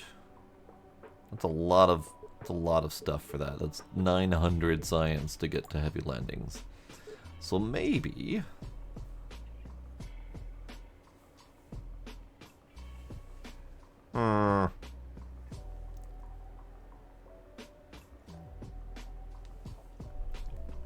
maybe we do it.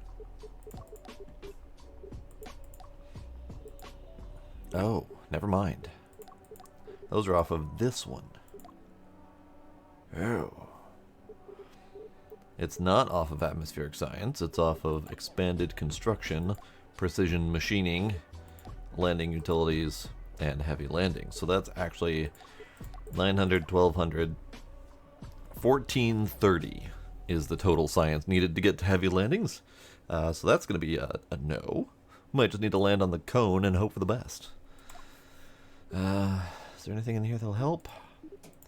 No, not really.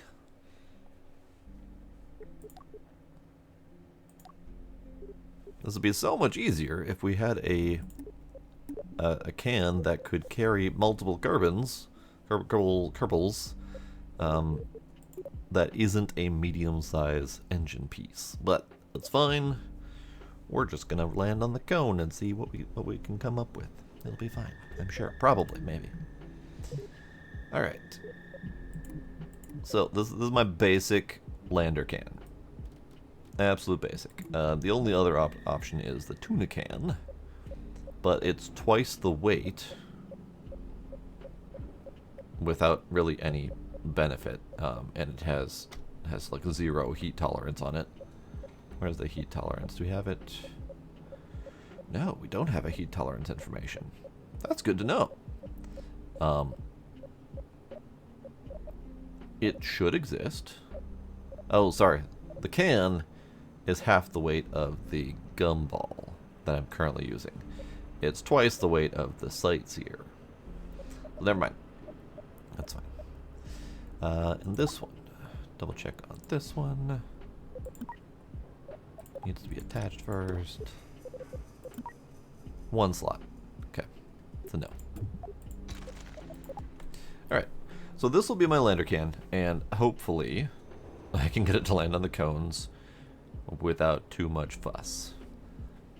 it's probably not going to go well, but we're going to try it anyway. So then we need a decoupler. And then we need to get this thing to the mun. To the mun. Can we get this thing to the mun in a reasonable amount of vehicle parts? Round trip, mun. So,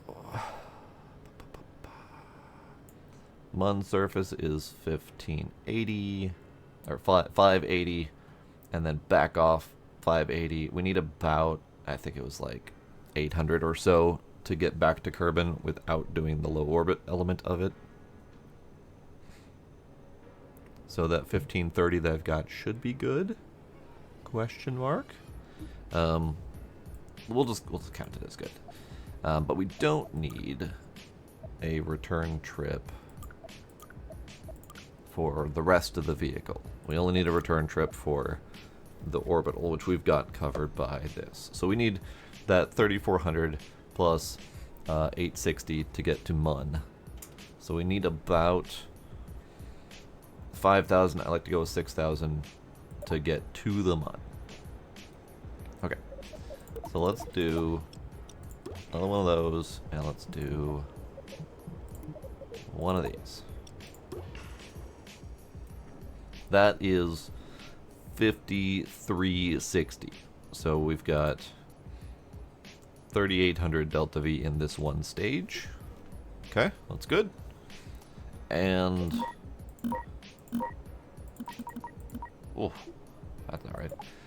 But we've only got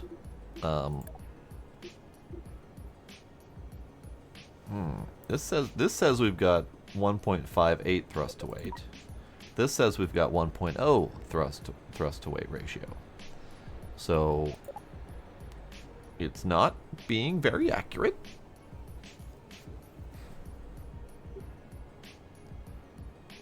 Cool. Good to know.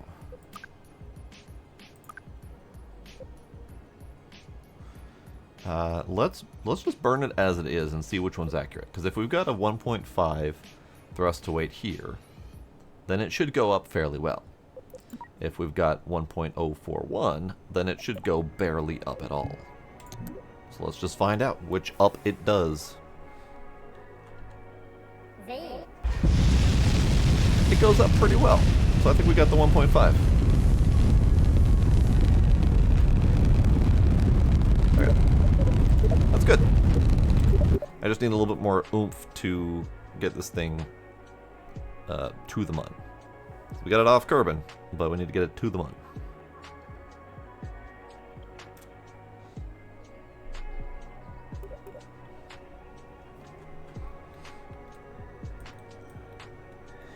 So, can we just do solids?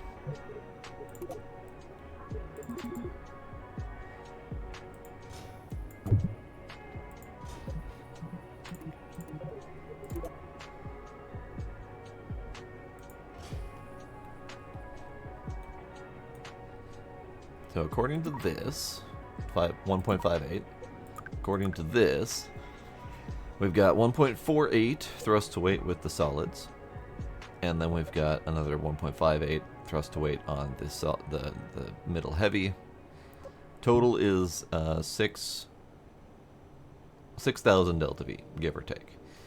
So that means if we remove the 1,500 delta V from this stage, we have a total of 4,500, give or take, delta V for this, the launch stage. So that's not quite enough. So what if just a dash more fuel?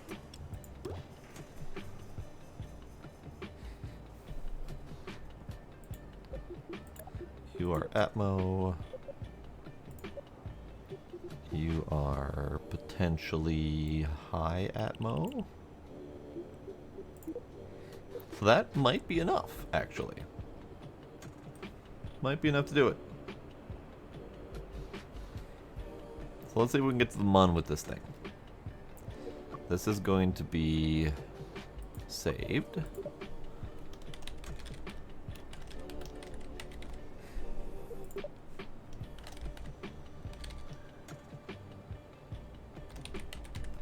One-shot rescue ship. Launch it. See what it do. We're gonna go. Go more.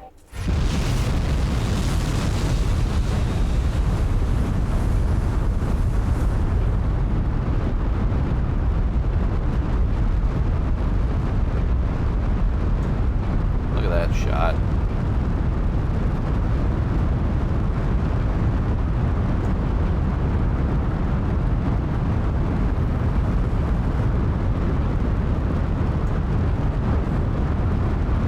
That is a wonderful shot.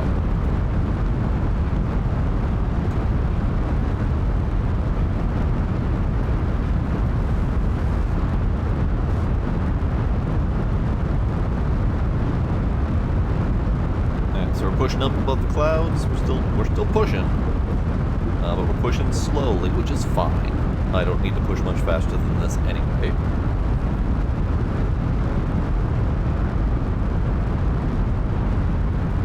Look at that. Hell yeah. I love the new atmosphere effects. Alright, so now we're pushing harder. And this is just about the perfect thrust to weight to get the right speeds that we want. I don't even need to drop this down.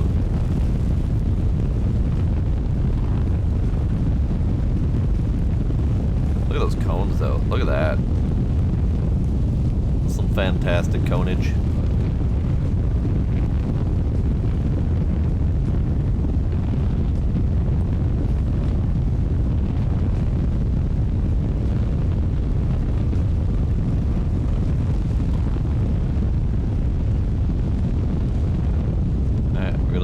Start turning.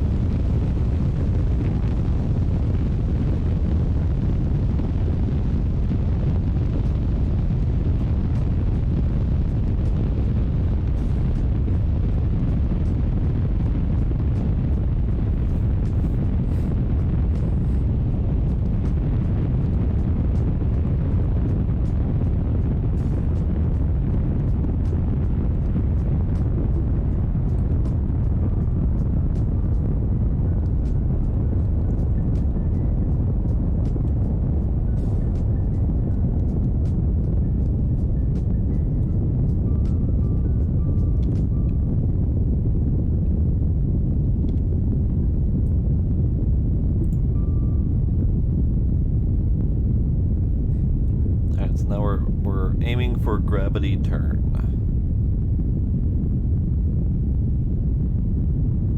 We are roughly doing what feels like a proper gravity turn. This is probably the first time I've managed to do one that looks this smooth in KSP2. It's not perfect, but it's definitely better than it has been. All right, we're gonna coast for a little bit here.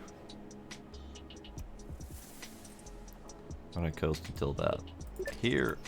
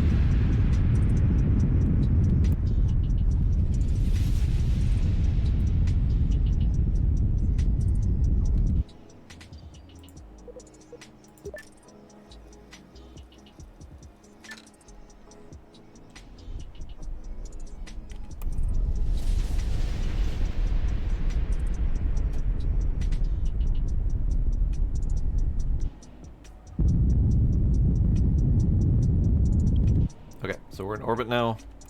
Let's see if we can get a Mun shot. That's Keo. You are Mun.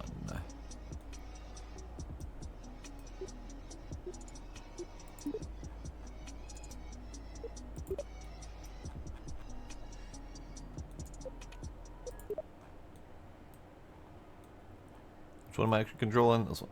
Focus. There we go. Okay. So Mun is over there. So let's do a maneuver here.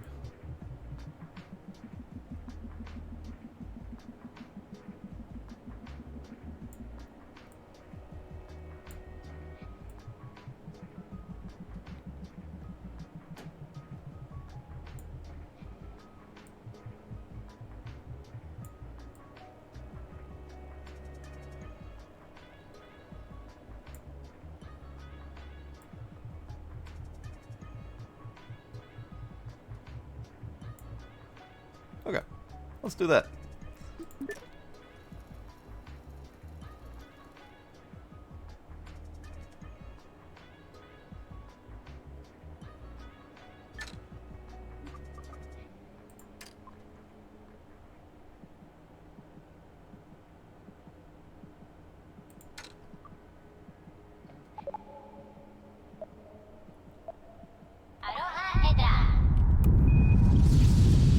Oh, sweet Jesus. Fucked it up. I fucked it up.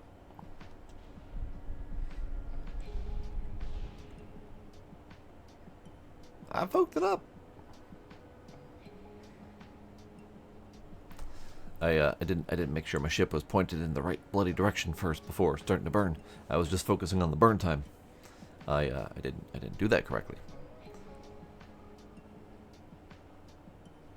So we're gonna try to burn it.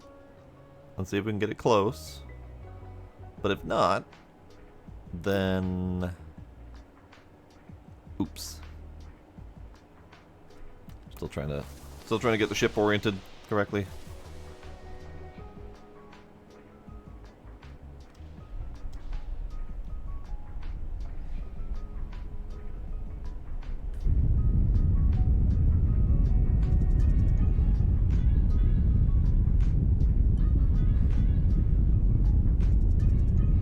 Now, if this works, then the fact that this maneuver node still was accurate well after the burn time is great. Like, I love that. And it did indeed work. Perfect. Okay. So that's great. We are at 37. It's fine. This is the perfect Mun shot. Unfortunately, we're going to run out of juice by the time we get there. So we're going to be running a little bit slim on fuel for the landing process. And then the takeoff and back to planet process. But we're just going to have to see how it goes.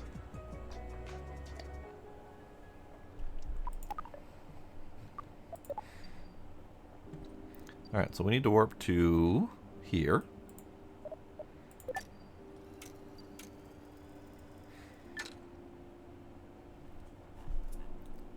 And more specifically, warp to here.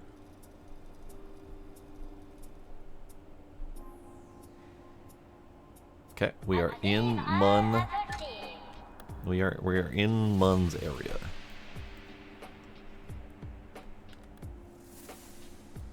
So now we need to get to about here. I'm not gonna go straight to the periapsis because I need to actually get pointed the right direction. But we need to get pointed prograde.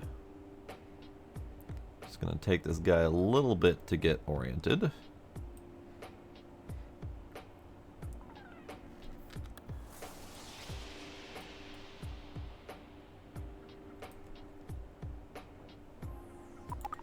Science? No science. Bob, if you get stranded on the Mun with the rest of them, I'm going to be very disappointed in you, Bob.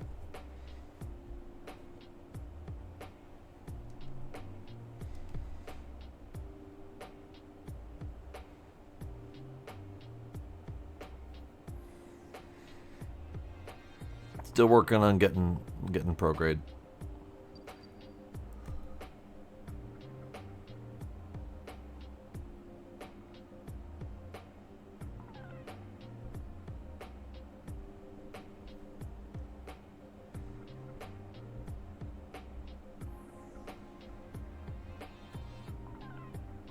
Okay, we are prograde. So let's warp to here. And then we'll just burn prograde, get at least moderately circularized.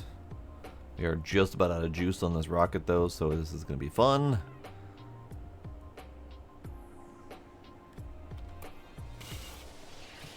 Burn.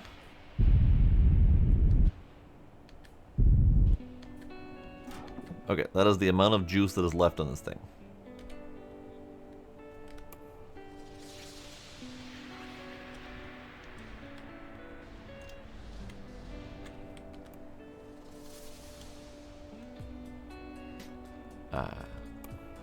Rocket, you gonna activate? There we go. Wasn't activating for some reason.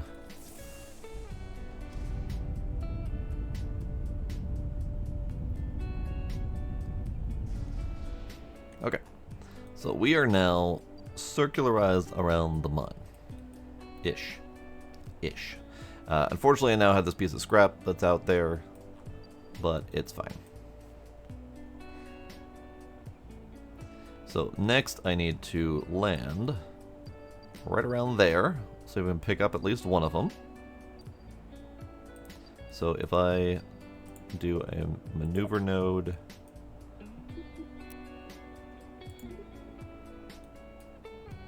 and counter burn quite a bit. Okay. I mean, that'll get me most of the way there. I'm probably gonna have to keep counter burning quite a lot more, but I mean that's fine.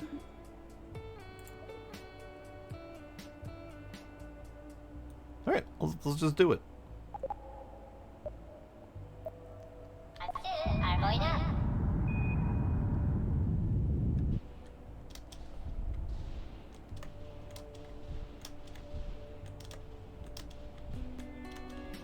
Okay, that'll get me there-ish. So that's gonna be my first landed rescue, and I think that one is gonna be Jeb.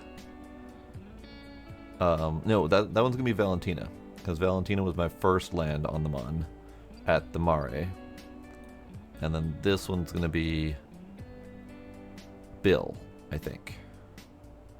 Very possibly. Let's find out. So we're gonna want to warp to, I don't know, here.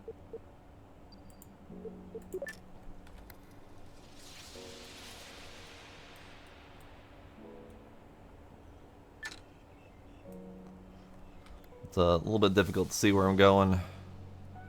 Let's warp to here. Hey, there we go.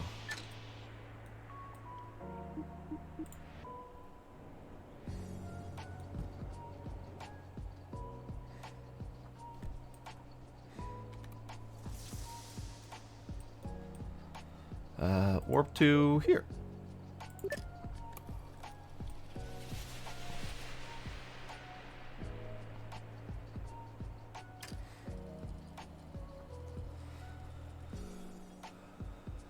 Quick save. Quick save, just in case. Because I don't know how much power I've got in terms of dethrusting. And I kind of want to stop here, but I'm coming in at such a horizontal that I'm going to have a problem with that. I probably should have planned that better, but it's fine. We'll just reload if I need to.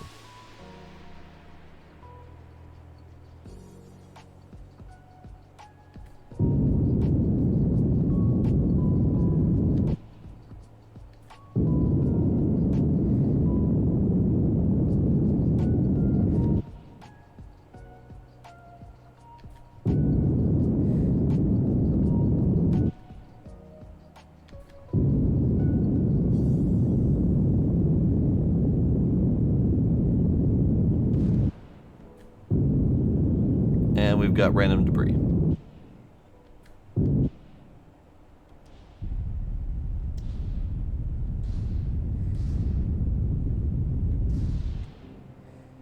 Like, there was an explosion. Don't know why there was an explosion, but there was an explosion.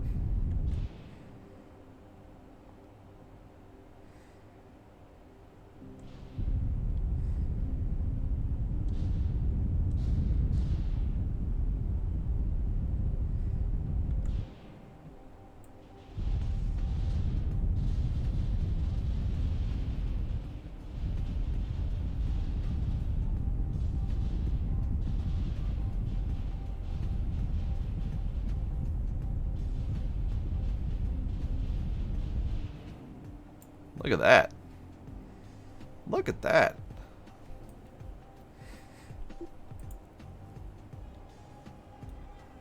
Look at that bloody landing. Alright.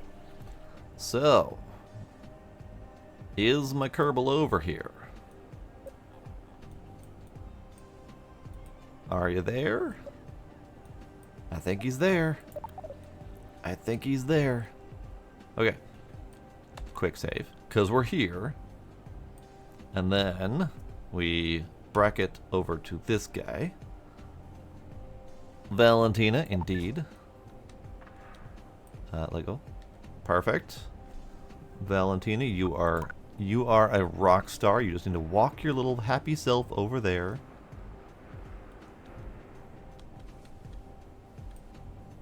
I'm assuming you've got all the science you could ever ask for.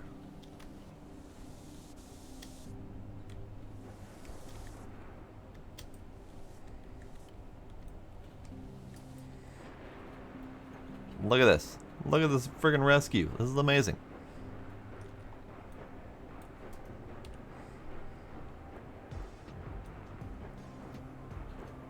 That is a big can.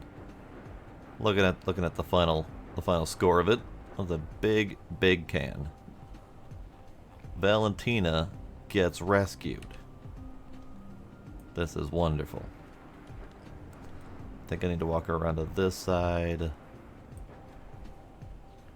Ow. Bonk. A bonk my face. Jump. Boost just a little bit. Can I board? Valentina is aboard. Now, we only have 700 Delta V left, so I will not have enough juice to get to the other side of the Mon for the second rescue. But I've managed to rescue one, and this is good news. So I just need to get home. I need to get home. So we'll set Kerbin. We're not setting Kerbin as a target because it won't let me. Kerbin target. Set target. There we go. Okay. So we just need to get up and out of here. This is fine. Up. Can't really point up for some reason. Okay, let's go. Now I can point up. Okay.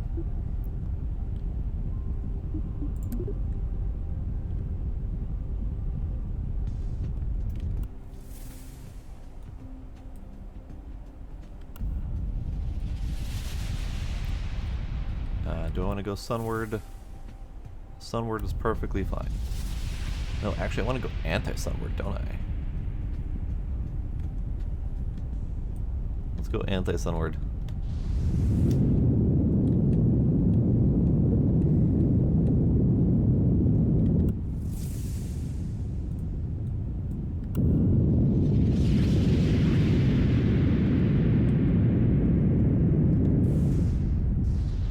Oh, the amount of juice.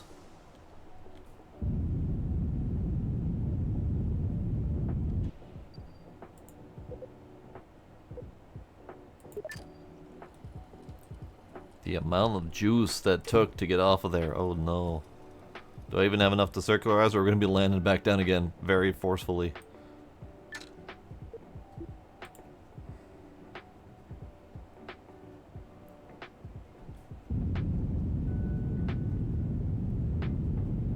We have enough juice to circularize an orbit, and that is it. Okay, well... Feck. Alright. So, this was technically not a successful rescue. I need a lot more juice, especially in the lander, Or it doesn't necessarily need to be in the lander, but I need to have more juice getting to the mun before the lander even attempts to get off of the planet. Or the mun, whatever. So, do I leave them here in this funky orbit? Or do I just revert that and attempt a proper rescue at a later time when I have more brain power?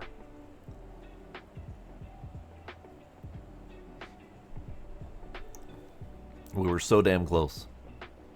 We were so damn close. Tell you what, I'm going to revert that. And we're just going to call that a failed attempt. It was so close. I needed another, like, 800 Delta V, basically. Another 800 to get off of the mun and back to Kerbal. So we did not quite cut it, but it was very close. So if we tinker with this just a little bit, we should be fine. But it'll be fine. We'll save it. Save it. Mission control. I don't think I have any missions like completed, but it's fine. I'm gonna go ahead and save.